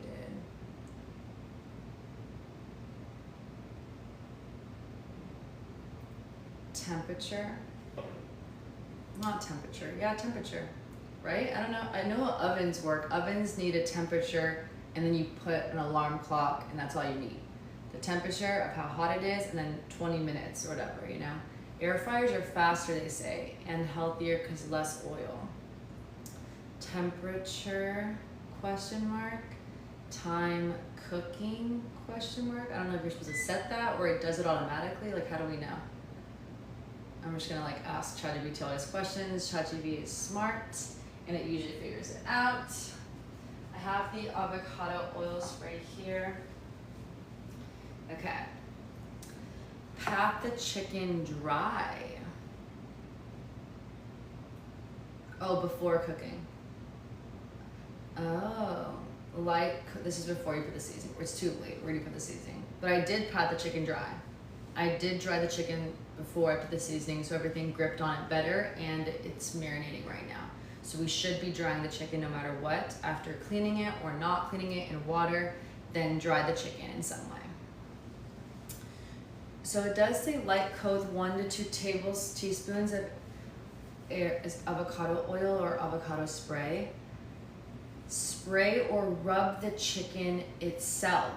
Avoid expensing spray directly on the air fryer basket as oil builds up. Okay, so it can build up. Because I'm nervous about, look at all those holes. Like, what's gonna go in the holes? What's it gonna look like in the inside? Like, this is my first time using it. I wanna keep it long term. Also, there's like literal like screws right there. That is making me so nervous. I literally see 1, 2, 3, 4 different metal screws, thank you. In here, like, does the screw gonna get like rusted, like the silver inside the air fryer when it gets hot? Like, that's like not good. I feel like it should have came with more, I don't know. Let me not put my weight on that. It's so comfortable and soft. It's so soft, like butter smooth.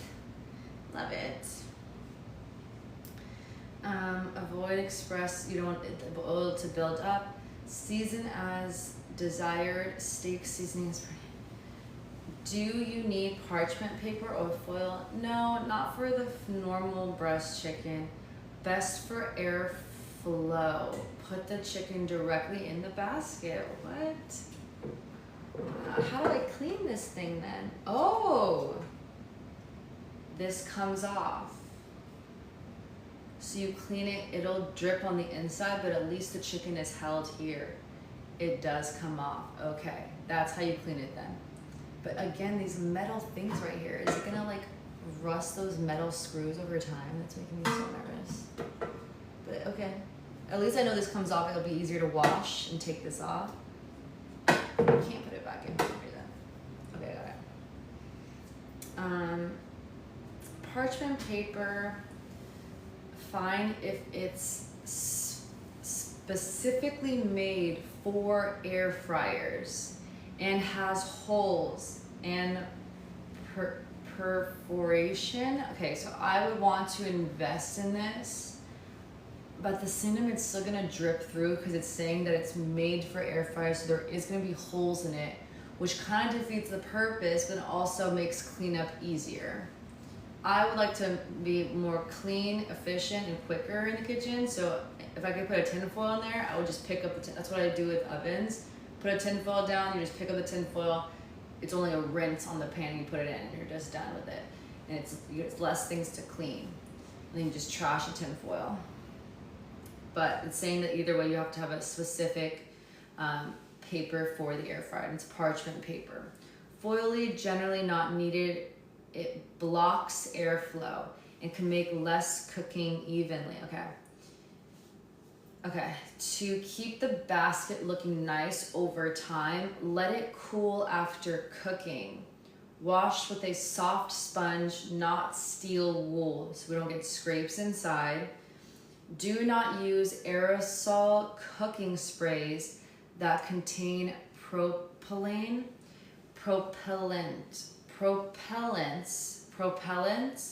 if possible. Pure avocado oil spray is better. Pure. This is 100% pure, literally says right there, avocado spray from Chosen Foods. This is a major company, and this is at Costco in bulk. If you want to save money over time and you're using this forever, which we will, it's high quality, it looks nice, it feels nice, great. Pure 100% avocado. So it says we can use it. Wipe out drips soon after, wipe the drips out soon after cooking. Don't burn your hand because it's hot, but the quicker we can clean it, the easier that heat's gonna be to melt everything off, and the cleaning is gonna be like just like this. Grab the wipes, wipe it down, it all comes off, and it's clean. If we let it harden, it's gonna be like we have to scrub it, and we have to scrub it. Not only is it annoying and just arm muscle, we're tired, we don't wanna do this work. It's like labor. Not only is it gonna be hard to do, but you also might be scratching the actual like beautiful inside that we wanna keep looking good over time. So soon as it's done, take the stuff out. Obviously make sure it's not gonna burn your hand when you're cleaning, but let it a little bit lukewarm. Shortly after, like I would say like 3 minutes, 5 minutes, I'm gonna try to clean it. This is my first time using this, so I need to figure it out, but I wanna spray this, but I also feel like that's adding more fat. But it does say this is the healthiest one. Avocado oil spray, 100% pure, is gonna be the best one to do out of all of them. Even olive oil, it's avocado oil for this. And then spraying it means less, because if you were to put the actual oil in, you might do too much and it doesn't disperse properly. So you can use less of this because it's a thin layer, side to side, super thin. Okay. Next, temperature time. The average chicken breast is about 6 to 10 ounces each. Air fryer mode, the temperature is 375 Fahrenheit. Time is 16 to 20 minutes total. Flip halfway through around 8 to 10 minutes. We need to flip it over, okay. So it says 16 minutes is the lowest it could be, and then 20 minutes on the high end. 10 minutes, flip it over, 10 minutes, or 8 minutes, flip it, 8 minutes, so then it ends in 16 minutes and you're ready to eat in 16 minutes. We're doing meal prep, you know what I mean? If the breasts are thick, they may need, if you have thicker chicken breasts, like it's in whole, we cut ours in little pieces. Ours is gonna cook way quicker than someone who just has it in the thick, just the chicken breast. It's gonna take a while to cook the inside. It may take 20 to 22 minutes. Most important, check internal temperature. The internal temperature cook until the thickness part reaches 165 Fahrenheit. So for example, if you're like not sure if you cooked your chicken, you get the little like measuring thing, you stab the chicken into the middle, make sure it's not touching the bottom, it's touching the middle of the chicken. Look at the time or the Fahrenheit, it should be 165. That's when you know you fully cook the chicken. I won't need that. I cut mine into little pieces on purpose so I never get raw chicken, because it's gonna be so easy to cook a little square of chicken because it's so thin. I never have that problem. That's why I do it this way always, and I don't have to even check this. I can just see it on the outside that it's cooked. But if you do this way, you probably should check just in case, because you don't know. It's so dense, it's so thick. Okay, a meat thermometer, yes, to avoid dry chicken, to overcooking too, not undercooking and overcooking the chicken both. For extra juicy chicken, preheat the air fryer for 3 to 5 minutes. How do we preheat? This is interesting. Okay, click here, reheat, rehydrate, roast, air fry. How do we preheat this? It's saying it's gonna give us the best results and more juicy chicken if we do this. Reheat. Preheat. Oh, it says right here. Oh my God, I can't read. Preheat. Preheat. Oh, there's literally a preheat button on this one. It's literally glowing. I love this company. So cute. It feels like literally an iPad, but like your like home device. It's literally an iPad. You're gonna preheat it for 3 to 5 minutes. Pull the chicken out then let it rest. Wait, do we put the chicken in and preheat? It says for extra juicy chicken, bullet point, preheat the air fryer for 3 to 5 minutes. Pull the chicken out, but they didn't tell me to put the chicken in. Did they just not give me the information, but we still preheat it with nothing inside?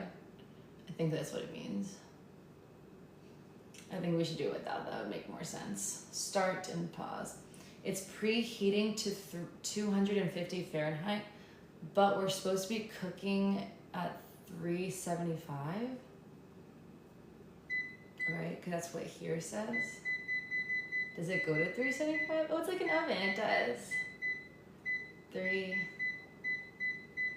Oh my God, it's so cute. The sounds it makes to it, like, it's really relaxing, the button sounds. Okay, let's preheat. We're gonna, it says, something's blinking and it says start and pause. So I think it wants us to touch it.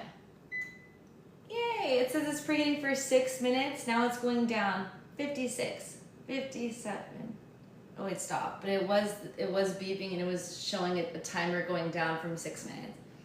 It's working. Oh wait, no, it's the timer's back on. Oh no, it went back.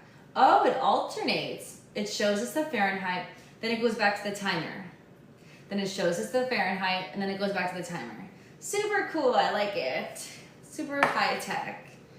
So we have 6 minutes till it preheats. If we want extra juicy chicken, then you preheat it. If you want to be quick and efficient because you have to go somewhere and you're hungry, you just want to eat quick, then just put your chicken in and just push the air fry mode and just cook the chicken. It doesn't matter. It says it'll still cook. But if you want it to be extra juicy or something, I don't know why, we should preheat kind of like an oven does. But again, air fryers are supposed to be faster than an oven. That's why we buy an air fryer. So it's kind of defeating the purpose. We're still preheating just like you would preheat an oven, but it is smaller. So technically this should preheat quicker, I would hope and assume, than the oven, because we're just doing the same. Why buy an air fryer? I mean, I guess to use less oil, but at the same time we're spray painting. We might be using this, we're still using oil. So then why would you get an air fryer? It's supposed to make it faster, but it did just say 15 minutes to 20 minutes. And that's the same amount of time you would an oven, usually. Actually, usually ovens are around 20 minutes, but still, I don't know. Is it a scam to get an air fryer? Or is it easier to clean? Or is it just fun to use and say you have an air fryer? It's this whole experience that I'm going through right now that's better than an oven. I don't know, that's what I'm just thinking off the top of my head. It doesn't make sense. Everything seems the same as an oven. Literally the same. But at least with an oven, I can put the tin foil down. This one you don't, which means you have to clean. I maybe the taste of the food tastes better in an air fryer versus the oven. We can test maybe. That could be a video. We test the same exact amount of everything, done exactly perfectly. Try it in the oven, try it in the air fryer, see which tastes better, which one's more juicier. I don't know. Okay. The temperature will usually continue rising to 165 Fahrenheit. Okay. I did put it higher to not 165 Fahrenheit, so maybe that was a wrong move on my end. I didn't read this part.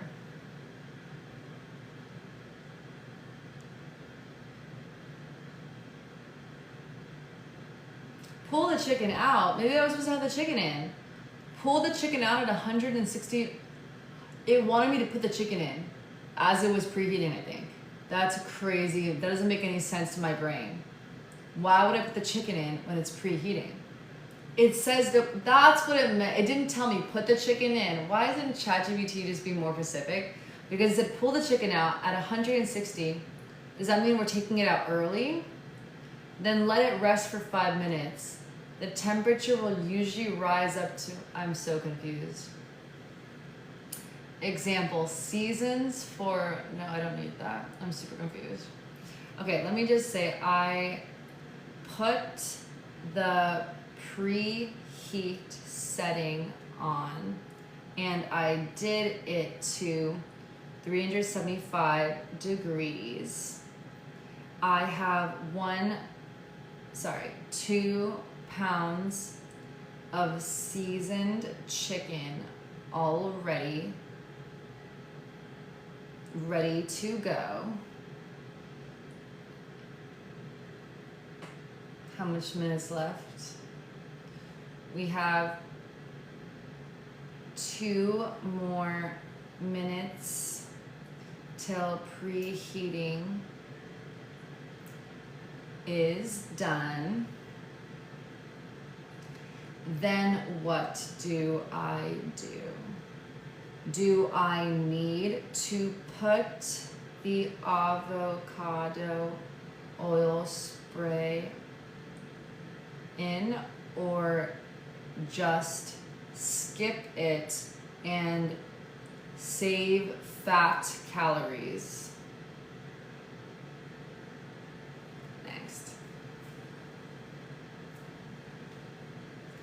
Since chicken is already seasoned and ready to go, you can skip the avocado oil if you're trying to save calories. Oh, okay.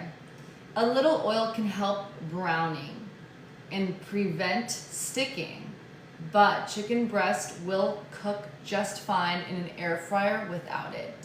Okay, well that's why we use an air fryer then. We don't need the oil, we skip the oil completely then. It's fine. Perfect. Okay, less calories, less oil into our bodies, which is fat. And we're trying to lose fat and lose like a little bit of weight, mostly fat though, to get shredded, so it makes sense, okay. Open the basket, place the chicken in a single layer. Leave a little space between pieces if possible. Insert the basket, set to 375 Fahrenheit and cook for 16 to 20 minutes total. I'm gonna do for 16 minutes just to get it done quicker and see what that does. So we'll do 8 minutes, flip it over, and then another 8 minutes just to see what that looks like. Flip the chicken halfway through, 8 to 10 minutes. At about 16 minutes, check the thickest piece with a little stabbing in it. Mine for sure is gonna be cooked though, because again, mine is not full chicken, it's the mini ones, they're all gonna cook. If it's still not cooked, continue for 2 to 4 more minutes and check again. After removing the chicken, let it rest for 5 minutes before slicing. Mine's already sliced, but you would slice let it rest and not be too hot. It helps keep the juices inside if you let it rest. Okay, we're done. All right, guys, this is my first time using the beautiful air fryer. Ooh, it is a little bit hot back here. I didn't touch it, but there's a little vent right here. My hand is here and it's hot. I'm touching here, it's not hot. It's warm down here. It's not super hot, but it's warm. I can touch it. Okay, we're gonna pull this out. It is cold here. Oh wait, is it, how do I do it? Oh no, it just comes out, okay. It's definitely warm here. I would not try to touch this at all, I think. I don't know, but I think. Okay, we're gonna put the chicken in. No oils needed for air fryers, so it saves on calories. It's healthier. We're supposed to make it evenly flat, so I'm gonna grab something to make it flat. Like this little cute spoon from Amazon. It came in a whole bunch of different accessories. I'm just going to, and it actually matches the color of the beautiful too. I'm going to slowly disperse it so everything is flat.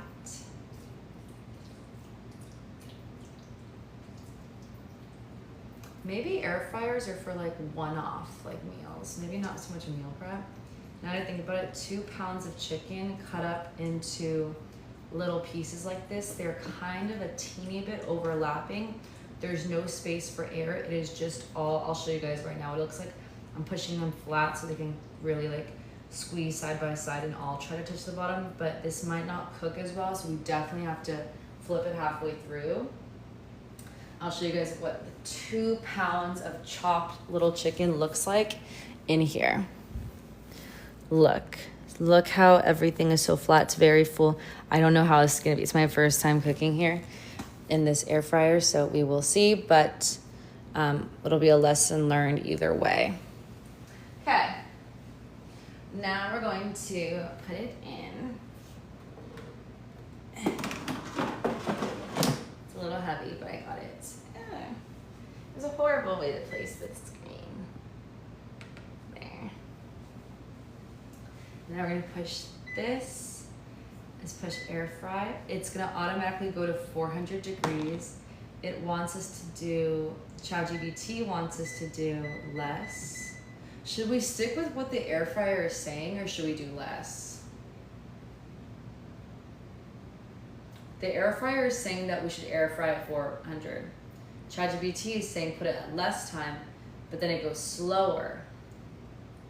Maybe there's a reason why it wants us to air fry at 400 degrees, because it's gonna be quicker, which makes it done quicker, and you're done in like 10 minutes, 15 minutes. But if it's done quicker, quicker isn't always good because it's not efficient, or taking your time and like putting love and care into food is cooking it slower. So it keeps its like deliciousness and its juiciness, because if you go too fast, you could burn things, or because it's so hot, or it doesn't cook properly or evenly, maybe.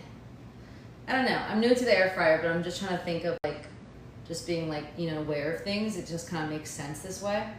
But ChatGPT says less time, but also the times look a little longer. I don't know.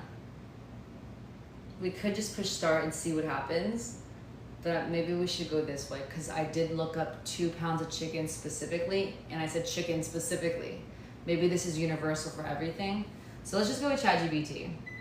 So temperature is 75 we're doing. It's on the air fry setting. The time is gonna be the temperature time will be, oh, is it on that side? What is that? Is it the 10-minute side? The minutes are on this side, not the seconds. It's like hour and minutes, I think. I don't know. Let's see. Let's do 16 minutes. I think this is the minute side on the right side, and then the other one is 0, and that would be like 1 hour, 2 hours.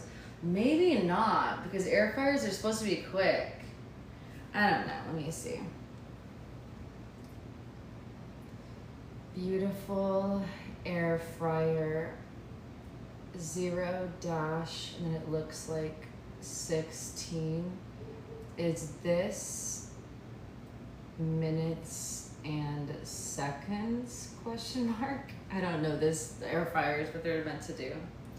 A display of 0 means 0 hours and 16 minutes. Okay, so there is no seconds, sorry.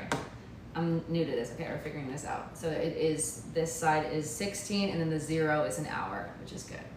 So that is it. Just push start. Yay, it just went 16, 15, and now the timer is going down and it's working. But we need to put a timer on our phones for 8 minutes. Timer zeroed out, minutes is 8 minutes. 8 minutes, and then we're gonna turn the chickens over. I'm gonna need to use like a spatula that's flat and bigger to flip the chickens. I'm gonna look for one so we can have it prepared. This one, cute. This one's flat, and so I can go like that and lift the chickens. Okay. And then, in the meantime, while this is 7 minutes right now, we are going to ask ChatGPT how to cook vegetables. This is a lot of vegetables. Or we cook this in the oven and do 2 at one time. So I'm gonna cook this in the oven. Let's preheat. That's actually smart. That's probably good. That's actually really good about air fryers. You can do 2 at one time. That's actually really smart. So I'm just taking everything out of the oven right now. We kind of store things there because we don't have space in our kitchen, but honestly I'd rather not do this. It's kind of annoying. Let's take everything out, then push oven temp. We'll put it to, let's put it to 375. We're gonna grab one of these. Actually, I'll use my new ones. Actually, I'll wait to use my new one when actually no, let me use the new one. Let me stick with our brand new. These are my mom's, that's why. But I bought new ones from Home Goods that match everything perfectly. We're gonna get foil, put the foil on top so it doesn't stain the cream color.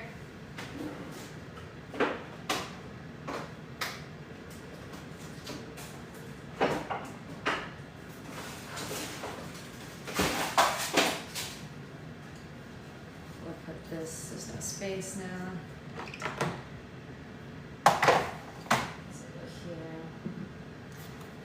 Foil out.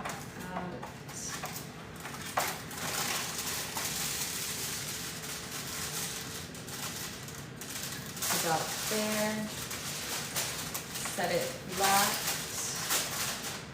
And then slice it.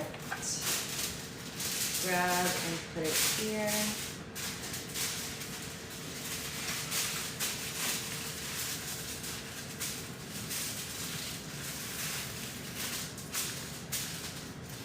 I actually made it a little bit bigger so I can fold it down the sides with the excess. Fold, and then the other side. Fold.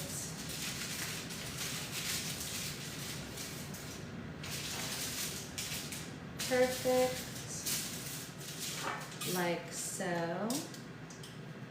So nothing is going to touch the pan at all.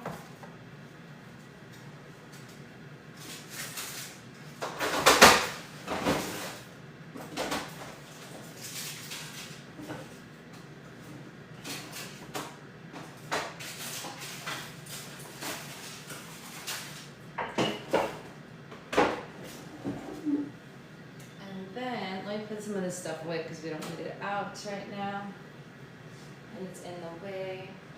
Put these out the way too. Oh, Chloe, she's so cute. She's at the door. Hi, Chloe. Too cute. Yeah, you can come on. We're on live right now. We're making, I'm trying the new air fryer. I finished the seasoning. I'm gonna actually buy one more. I'm gonna buy one more of these and spray paint one more because I realize there's major ones that I'm missing, and I feel like it might be a lot, but I'd rather have everything organized and perfectly the same instead of having like leftovers. And then I'm gonna also oven do this one. So we're doing it on live right now. I'm gonna oven cook that one, and then I'm also gonna do this one. Yeah, Chloe, she wants to go back outside. Chloe, you just came in, I thought. You're too cute. I was spray painting. Those are the caps that I was spray painting. But now that we're gonna buy another one, we're gonna spray paint everything again. And I know I'm better this time and I know what to do perfectly. I've like mastered it. Look at her. So cute.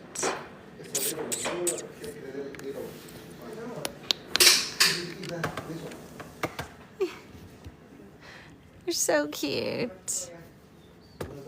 I'm taking my socks off because these are my new ones and I don't want to get them dirty. I always get my socks dirty. No, Chloe, that's not a worm. You can't eat the worms. You have to be nice to the worms. You're too cute. You're too cute. So Luna's here visiting us. And because Luna's not an outside cat, she's only inside nowadays. She used to be an outside cat when she lived here.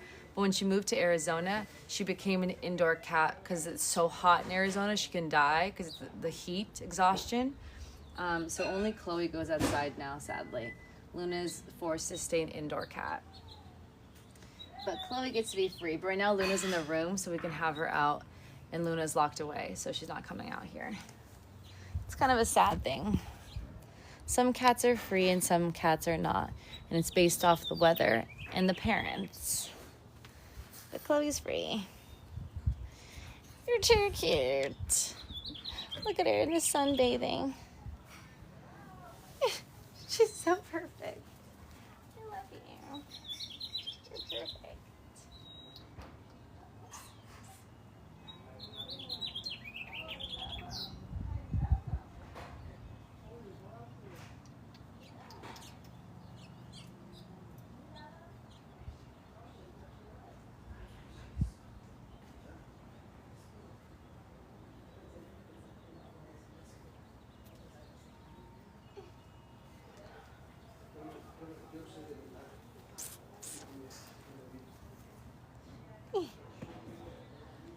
I need to go to the store though. Also, I want to get all those new spices, all brand new fresh spices, and I'm super excited to get my third spice rack. Everything happens for a reason. We messed up the first spice rack.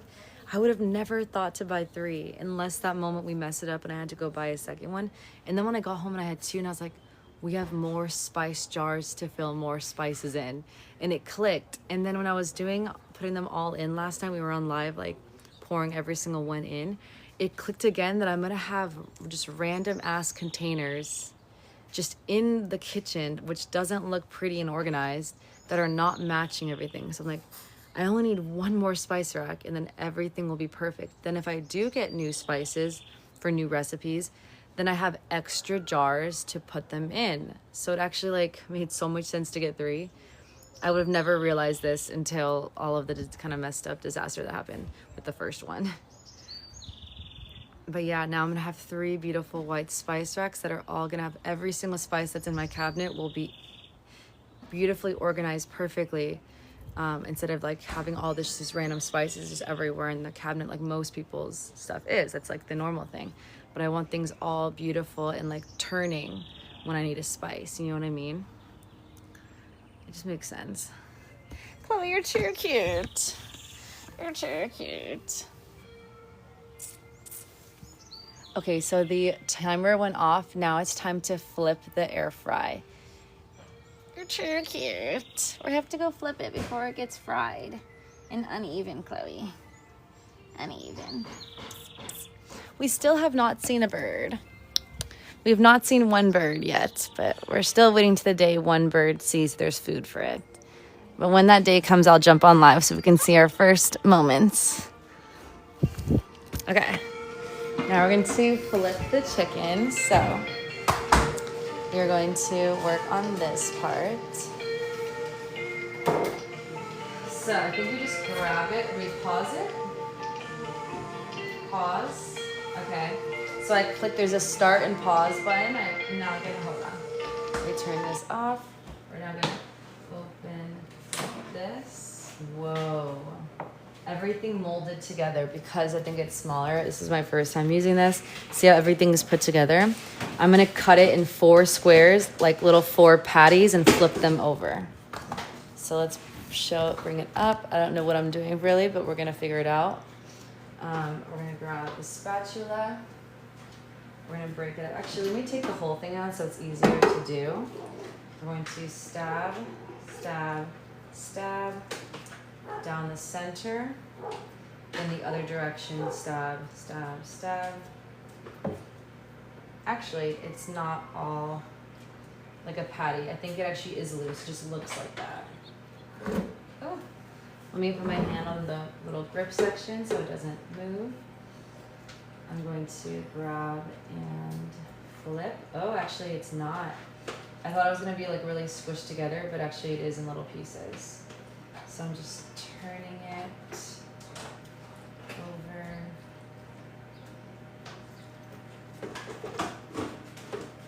Kind of seems like the bottom is looser. Like it's kind of interesting, but it wants the part that's the most squishiest on the top. So I guess it air fries better from the top, and the airflow is not good towards the bottom. So you want it to look squishy and not cooked on the top, and the cooked part goes in the bottom. Whereas if we're using a pan, that's not the case. Like it usually gets fried from the bottom, so that's different. And then do the other side. Flip it over. So the squishy part is on the top.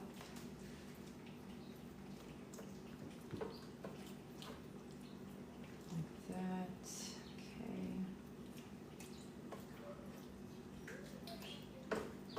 And then that looks good. We're gonna put it back in now. So there, that's what it looks like. Hopefully it cooks properly, and we'll see. Now we're gonna push start. And there it goes, yay. And this one is almost done preheating, so let's grab our pan.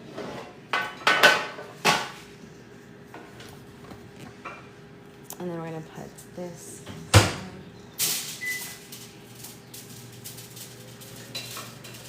So I'll up and do this one.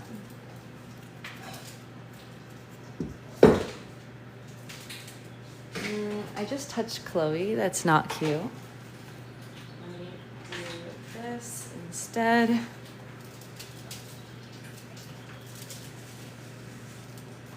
Okay. And then this is kind of a lot. I might have to do like the half cook thing flip over too, because I didn't realize how much we have. Or I needed a bigger sheet pan.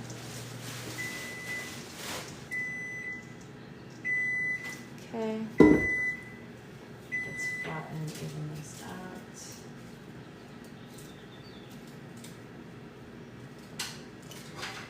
Sides.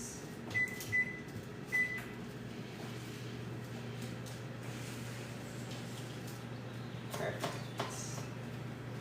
It does seem a little thick. I could have done two in 2 batches. It's okay. There. It's pretty much ready. Almost ready to go. So I'm gonna start, because it's at 375 and we're at 360 right now. We're pretty much there. Let me grab my little oven mitts for the meantime.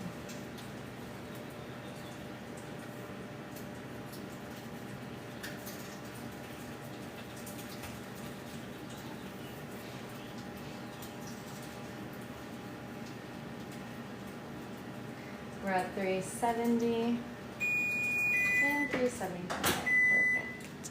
Now it's time for them to go in. Actually, I don't need the oven mitts right now. Let's just put it in. It's ready to go. Be careful so don't burn yourself.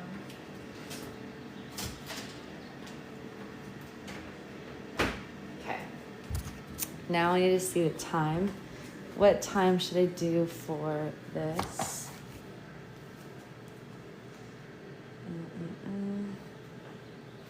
I have a lot of roasted vegetables in the oven at 375 degrees. How long should I roast them 4 question mark. Let's see. It says 25 to 35 minutes for broccoli, cauliflower, those ones. Potatoes or sweet potatoes is, oh my God, that gives you everything. Carrots have its own time. Carrots are longer. Potatoes and sweet potatoes are even longer. Mixed vegetables, usually 30 to 40 if it's mixed. This is mixed vegetables. So we can start at 30 minutes and then we'll go to 40 minutes if it's not cooked. So let me put a 30-minute timer then to start. 30 minutes. It's also a lot. We have more than usual, so I think 30 minutes actually is good. I feel like 25 minutes is a good around, but again, we have so much right now, it's 30 minutes makes sense. Okay. And then let's kind of move some stuff around. This and this can go here. And these will be here when I'm finished. We have 2 minutes and 13 seconds on that. This timer is going. Where's Chloe? She left us. She's on a mission somewhere. I'm kind of hungry. The chia seeds, that's what we're missing. Chia seeds. And I already put, so I ended up taking out the, what is it called? Oh no, it's on the other one. The flax seeds, and I put hemp seeds. That's super healthy. I want to start adding this to like everything. Also, chia seeds are good. Flax seeds are good too, but for losing body fat and having high protein, I use ChatGPT to get all of the ingredients that I need to be buying from the grocery store every single week. My staple stuff for fat burning and muscle gaining, so I can be shredded and lean. Flax seeds was not on that list. It's still healthy, but to get those goals and results, you don't want them. So I need to change the label, but right now we have hemp. And then I have no more containers for the chia seeds and then like a whole bunch of other stuff I'm gonna get. And so that's why I have to buy another one so everything can be perfect and the same. All 3 spices. We're almost done. We have 45 seconds. Chloe, you're back. She's back.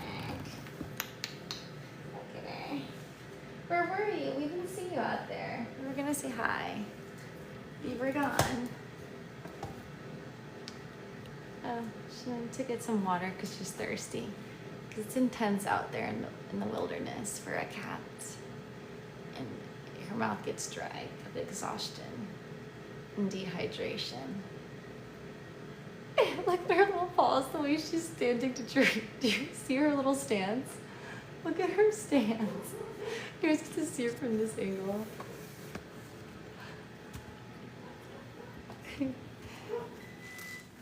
From this angle, it's so cute. You're too cute. You're too cute.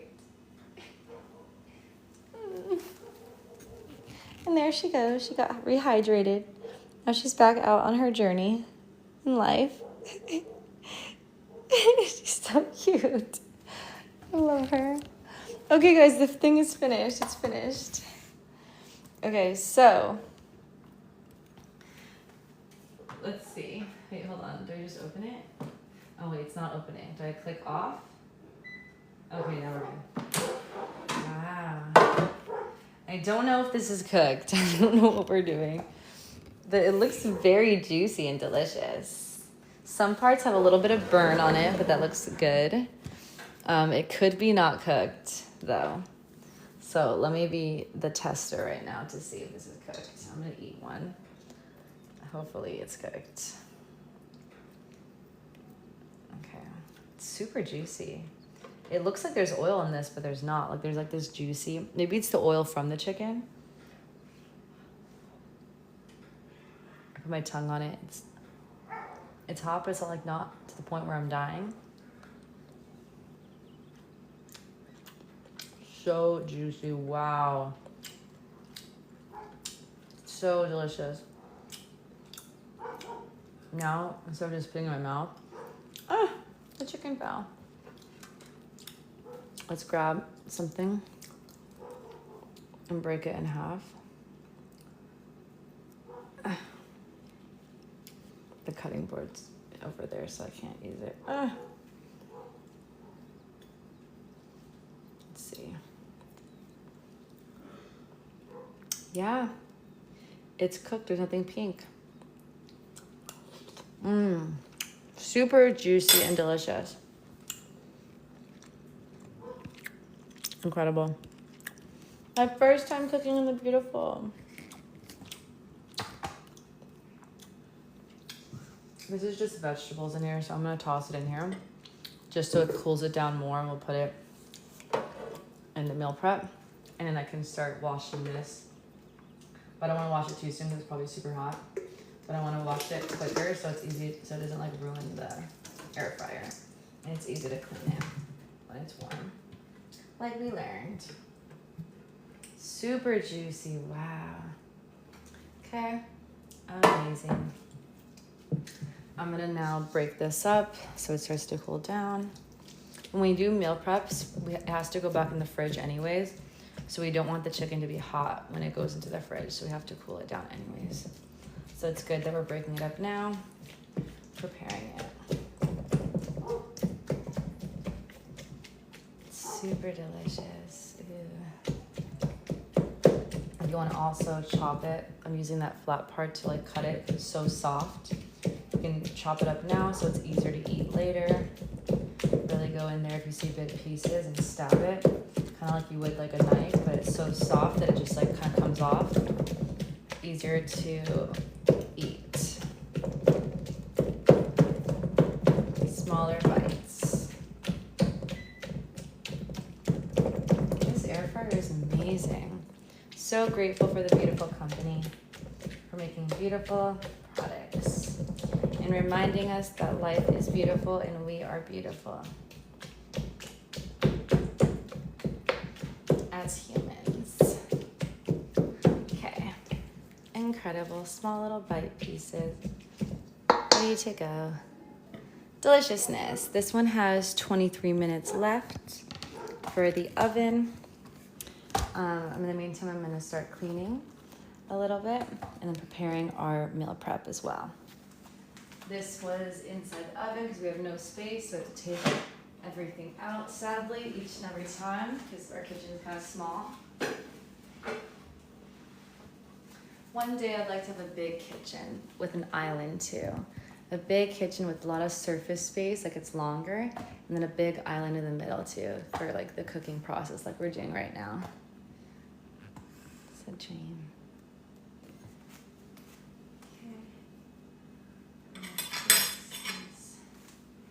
Dirty. We ended up not using the pan. I took the pan off because I thought we would need to use it, but we didn't. So I can remove that and put it back in the shelf section. And our pots and pans front.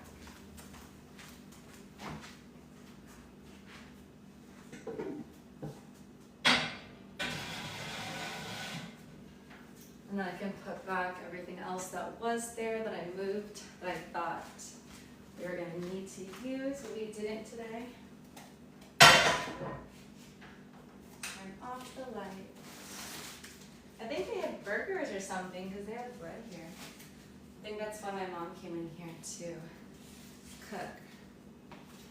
Let's clean, get our stuff ready to go. And our meal prep bowls ready to fill. Those ones are not the meal prep bowls. These two are the small ones. Let me grab the other meal prep bowls.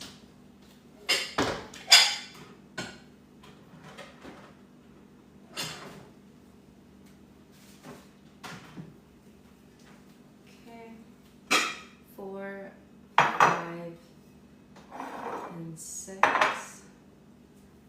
4, 5, 6, and then 7. I'm gonna make my meal prep for Sunday right now. Oops. I don't know if that was not me. If someone like didn't put it in properly. That was fine. take this one and wash this one. I'm gonna eat my meal prep salad from last week. Today's Sunday, my last high protein salad. Okay. Tuna salad deliciousness. And then we're gonna rinse this. So we can have 7. Spray. It's just salad, so nothing crazy. Lots of lettuce.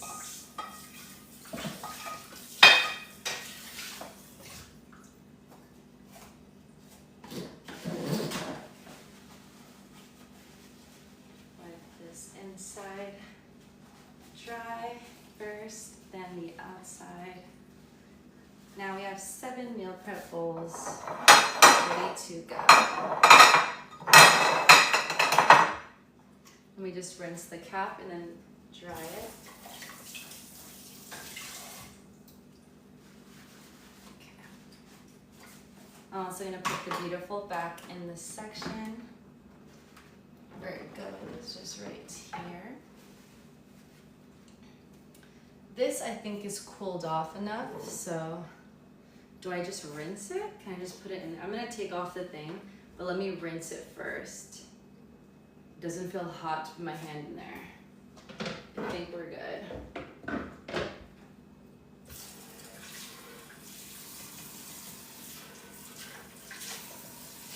Okay. I'm touching it with my hand, and it's not hot. So we are good with the metal part. Okay, yeah, it actually does come off so much simpler with just this heat and the water. Everything's kind of sliding off. A lot easier to clean. Okay, now that the main part is done, there's still a little bit of stuff that needs to be. I'm gonna use this rag that's super soft microfiber so I don't scratch anything. I'm gonna spray this Dawn Power Wash on the parts. And we're gonna hand do it gently.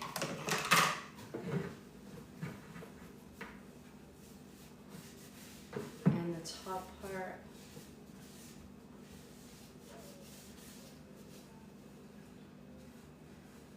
It's probably better that, it's good that we read it. It's better to clean these things fast, like things like this. Because it's still really warm and it's not hardened yet. So it's easily coming off right now.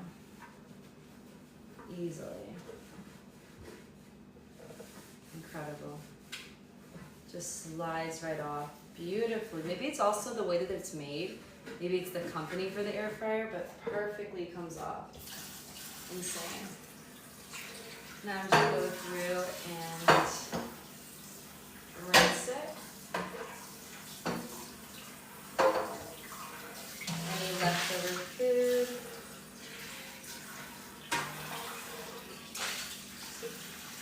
Incredible.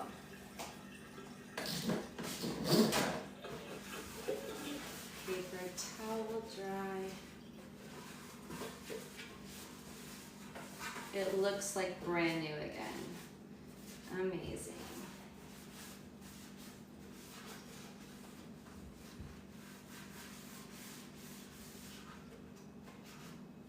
It's also very lightweight. I don't know if other air fryers are heavier down here. I think this is aluminum, so it feels lightweight. It doesn't feel like a heavy item. The handle's kind of wet. Clean the handle. Beautiful white color. I want to keep it looking clean and nice. It's a little bit dripping, I think, because I put the water and it's seeping out of these holes right here. I put the water inside these 1, 2, 3, 4, 5 holes in the top. I realized it could start getting rusted in there, so I don't know if that was a good thing or not, but I put the holes in it, and now it's dripping out this side. Okay, let me look at inside. Oh, everything's chilling there in the inside. Nothing needs to be cleaned on the actual base. Perfect, and then it closes, and we're done. The air fryer looks back to perfect, and a beautiful statement.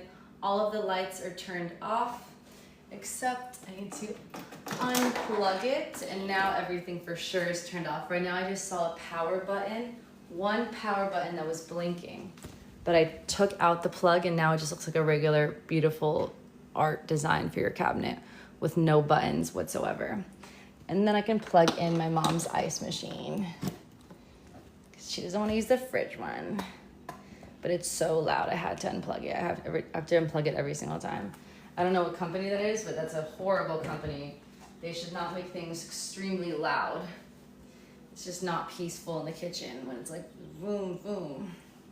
And for video creation. I haven't done research on table ice machines though, so I don't really know what would be the best company for that. Okay, now let's evenly put them. 1, 2, 3, 4, 5, 6, 7. Let's evenly put, oh my God, the camera is looks horrible.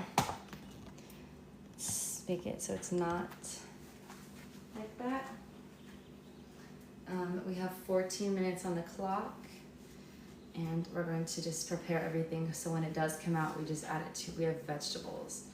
I'm gonna put it where it's chicken's on one side, our delicious, actually I'm gonna start with this paste first. This is the sauce. The sauce should be on the bottom.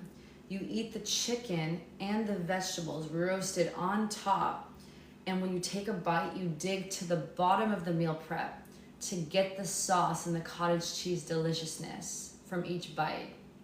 So you have a cottage cheese sauce with everything. I think I want to do it that way. So I'll put the cottage cheese at the bottom. Let's see.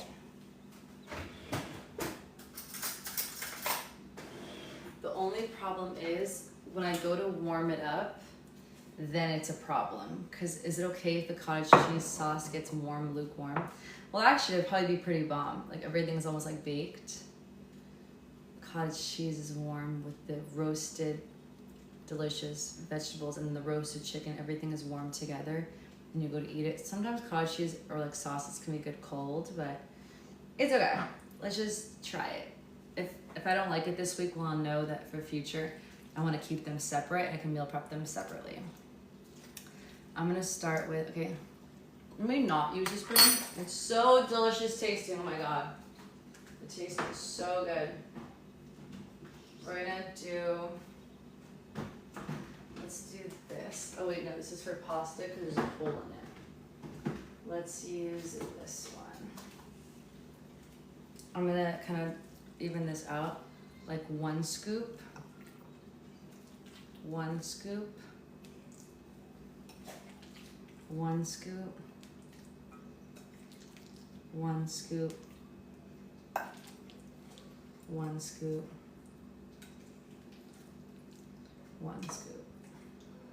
This one was kind of small when I did it, so it wasn't the full scoop. Put a little bit here more. And then this one technically only got spoonfuls, so do the rest here. Of course, you can actually evenly out everything and prep it to exact measurements if you want to be super precise with your calories. Obviously, we just put it on a measuring thing and do it that way. I already measured it in general, so to me it's not a major thing, but up to you. But if you have serious goals that you really, really want to achieve, like to a T, track everything in and out, I 100% recommend doing it. I'm mostly, I'm like not at my full goal, but I have reached other goals. So it's not like a 100% need to in every single like little piece. It's not that serious to me, but I just want to eat healthy and live long and not get diseases. Or not diseases, but cancers and stuff. This one has less, so I'm gonna take some, a little bit out. This is my food. This is if you're cooking for other people, don't use your hands. Because it's like cross-contaminating for people's food. But because this is my food, I'm okay to touch my food. I've been doing this for a lot of years and it's okay. Okay, that looks even. Maybe a teeny bit, just a little bit. I can tell by flattening everything out which one's missing and which one's not. On how thin it is and how it looks. Okay. Looks good. I have one actually on this side. Let's see. Yeah.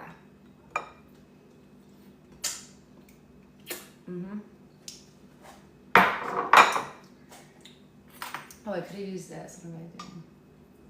Use the spoon, it's better. It's easier to drag. I was just trying to be quick right now. And lazy. Good. Now let's put the chicken. I'll use another spoon. I think this is for soup, but I don't know.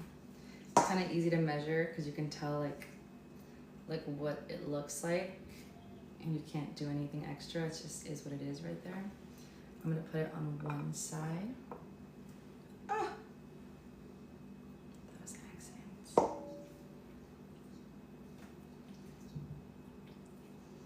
Again, try to make it look similar to the last one.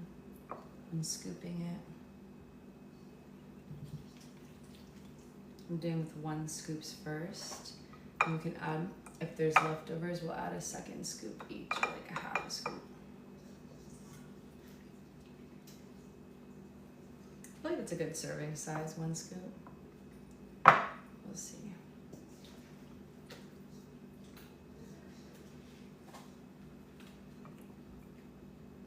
We are at 9 minutes left on the clock for the roasted vegetables. This smells heavenly. I can't wait to eat a full bite with all 3 categories together. I think ChatGPT is a good place to make recipes. It's my first time using ChatGPT for recipes. Usually I use IG, Instagram, or YouTube. Okay. Totally just missed. We're almost done. I'm gonna put this here. I'm gonna go round 2 on the scooping for the meal prep. So like not fully the whole thing, just slightly.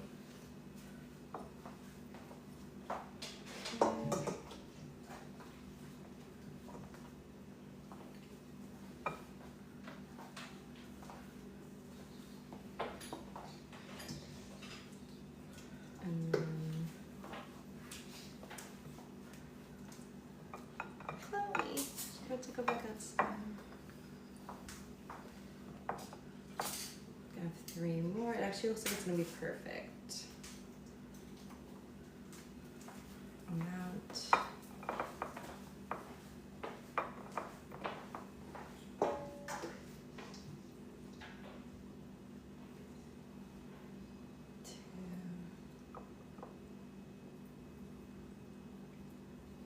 And then lastly, okay.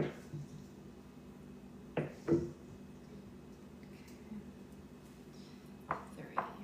Actually, it's the perfect way to divide it using a scooper. I only have like a little bit left, so I'm gonna put 1 chicken here. Places maybe I felt like it looks a little bit smaller, but they really look the same. And yeah, that is that. Just rinsing this off so that it's easier to clean later. All this stuff is kind of wet and there's like a puddle here. Same thing with this, putting it inside, rinsing it so it's easy to wash off. Incredible. Okay, I think I'm gonna have time to go to the grocery store and go to try to get to TJ Maxx too and get the new spice rack. If they have one that's the similar one, we will see. But I think we're good on time. It is 6 o'clock, 6:36, and I think they close at like 10. I don't know about Sundays though. Grocery stores will stay open though, I believe, till like 10. So I think I'm gonna try Albertsons down the street. I feel like I remember there being good spice. I don't know if there was deals though. Maybe that's like Ralph's or Vaughn's. Albertsons. where could I get to get good spices, quality spices for like a deal? Because I have to buy a lot right now. I think I'm gonna buy like 7 or 8 different spices. Sesame seeds is one of them. That's a seed. And yeah. Costco is in bulk, but I don't eat in bulk. I don't cook as much like crazily recipes like I used to. I used to cook 3 recipes for every single week for just meal prep on Sundays. And that was a lot of recipes, which is why I have so much spices, because I accumulate them for so many recipes I've done. But I don't do that anymore. I only do 1 recipe to save time. But eventually, maybe when I move out, I do have extra time and I want to do 3 recipes again like I used to. Because it's not like it's not hard to me because I've done it for so many years. It just takes like 5 to 6 hours of, you know, cooking in the kitchen straight. And there's a formation that you can get it quicker, and I got really efficient at it. It's just recently I'm trying to figure out a lot of things, and I just don't feel like it's to have time, the mind capacity to put that much new recipes every single week. I just needed to like chill for a little. That's why I took a break. But yeah, that could be something eventually I come back to, so we'll see. In the meantime, we're gonna cook this or eat this. Salt, pepper, vinegar, balsamic vinegar, and olive oil is all I need for this salad to be perfection. Oh wait, 4 minutes on the clock. We didn't turn it. Hopefully, because we didn't turn it halfway through, it's good, but it was kind of thick. No fly. It was kind of thick. Usually you want your vegetables all flat and not thick like that. Technically I should have got a second sheet pan and put another one and put both of them at the same time under each other. That would have been smarter. I was kind of lazy. But yeah, that's better though. That's better. We're gonna go side to side on the balsamic vinegar. Extra virgin olive oil. And salt like crazy, and a little bit of pepper, and now it's perfect. I can't wait to go to the store too. We'll let that sit. We have 3 minutes and 13 seconds.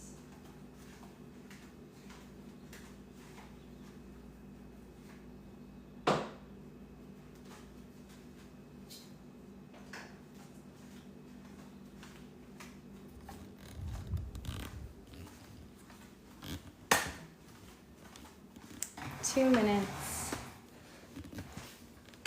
or it says 3 minutes because it's timing down, but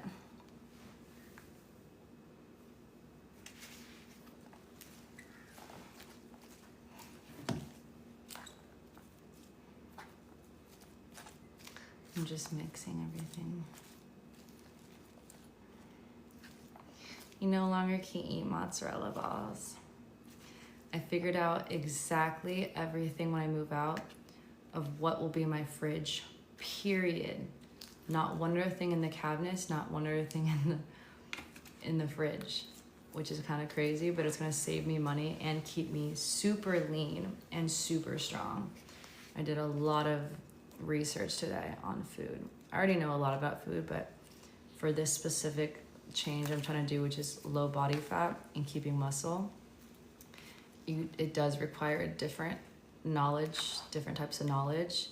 So I really went in there, asked like literally 50 questions to where I figured out exactly what needs to be in the house and not to be healthy and to lose body fat and gain muscle. Everything else does not need to be purchased, saves you money, and is not the best for you.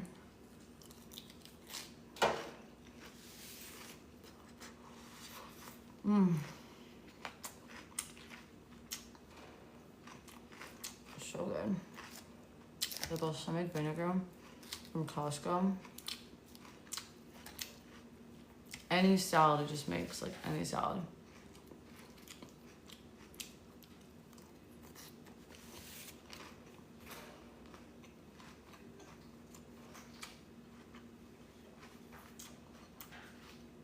I literally finished, like we're in Paris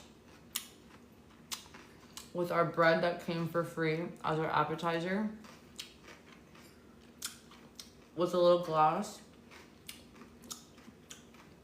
with the city view. That is what this salad tastes like when I eat this balsamic vinegar from Kirkland. The taste, it's insane. Everything, the flavor profiles, like no matter what I use, right now I'm using tuna, like it is insane, unmatched. I'm literally in Paris. And with the tuna mix, oh my god, it's so good. How is it this delicious? There's that seafood touch to it with the Paris bread. Okay, we have 3 seconds, 2 seconds.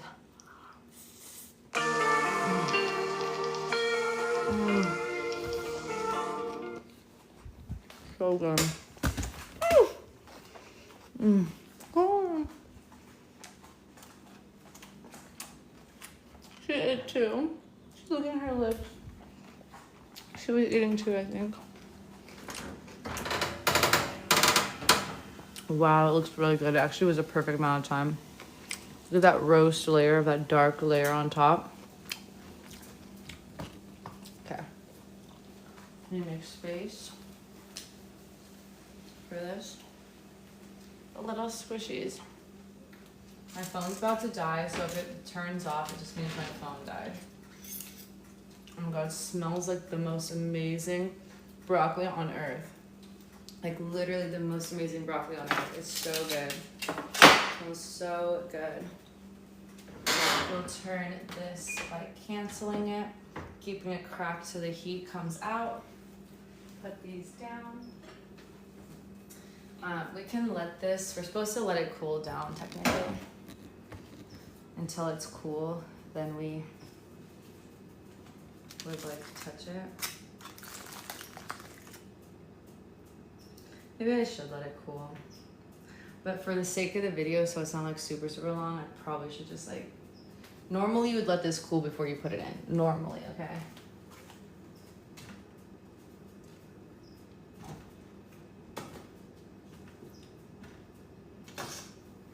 Just for the sake of the length of our thing, I need to go to the store too.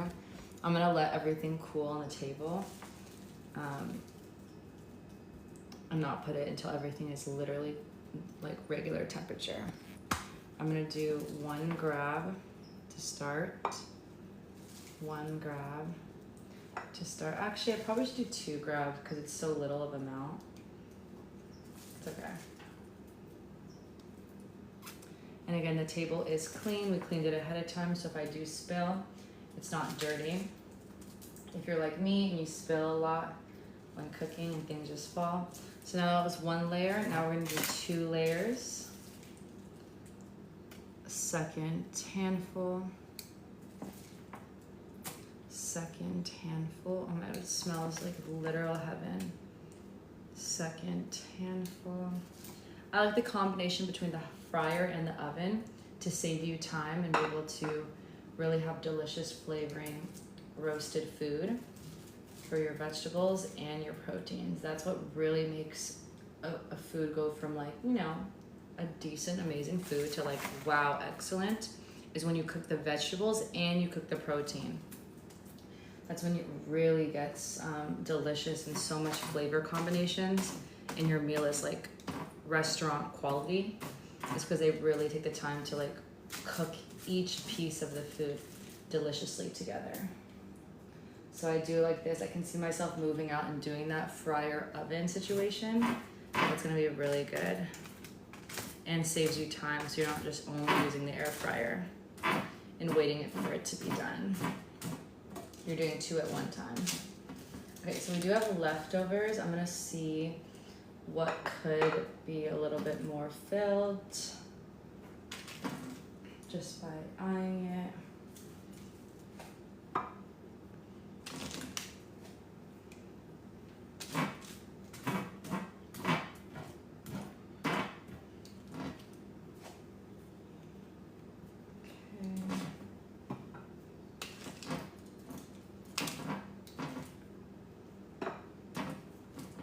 Amazing, lads. This can be trash. The pan is too hot to touch right now. So this part I can take off some trash because it's not. Trash this and this. Okay. Perfect. I need to go to the stores and get that done with, so I'm gonna finish up right here. I'm gonna leave this, actually, hold on, I can move it. Just don't touch it with your hands, but I have like a paper towel right here now, so move it to the side. And I would just cap everything. I'd let it cool down, and then I would cap all the meal preps, and then I'd put it in the fridge. But I'm gonna run to the stores right now. By the time I finish, everything should be cooled off in room temperature down the street. But yeah, this is our Sunday meal prep session. This week I tried a little bit harder than my normal weeks. Usually I've been kind of just rushing and doing a lot, but things are starting to settle down right now and be a lot more, like, less kind of stressful and go. So I feel like I can actually sit down and make an actual like meal with the recipe. I always know, I've been doing this for years. I used to do like recipes every single week, 3 recipes, literally every Sunday for the whole week to make it more variety and more different, like Asian and like Italian and like, you know, like Mexican or just any other like different companies. Mediterranean was one of my favorites, and then also like sushis. I used to make so much different culture, but everything that I've learned is pretty much the most delicious meals I've ever had in the last 3 to 4 years from home. Cooking from home have always been from recipes, period. So if you want to taste like restaurant quality, like food from home, period, the only way to get there is recipes. Like, that is a fact. Just making shit up on the spot and just like figuring shit out, I don't think it could be as amazing and perfect unless you have a recipe. To perfection, someone mastered this recipe and has already made it and thought it was so good they decided to share it online. Like, that's how good the recipe was. So if you want the most amazing food for cheaper at home, and instead of going out and about and buying it, recipes. And yeah, I love you guys so much. I hope you guys enjoyed, and you guys have time in the day. Even if you don't recipe like this, do something quick, a salad or something that's still getting you in the habit of cooking for yourself, getting healthy, getting fiber in. If you lack fiber, just doing something in some type of way, even if it's not in small containers, just in a big container. A lot of salad, make a huge thing, put it in and pick at it throughout the week. It's just like a start to something. It's a habit that's starting. It's gonna be really good for your health, for your tummy, for using the restroom, for your goals, just a lot of things. So yeah, I love you guys so much. I hope you guys enjoyed, and I'll see you guys in the next one.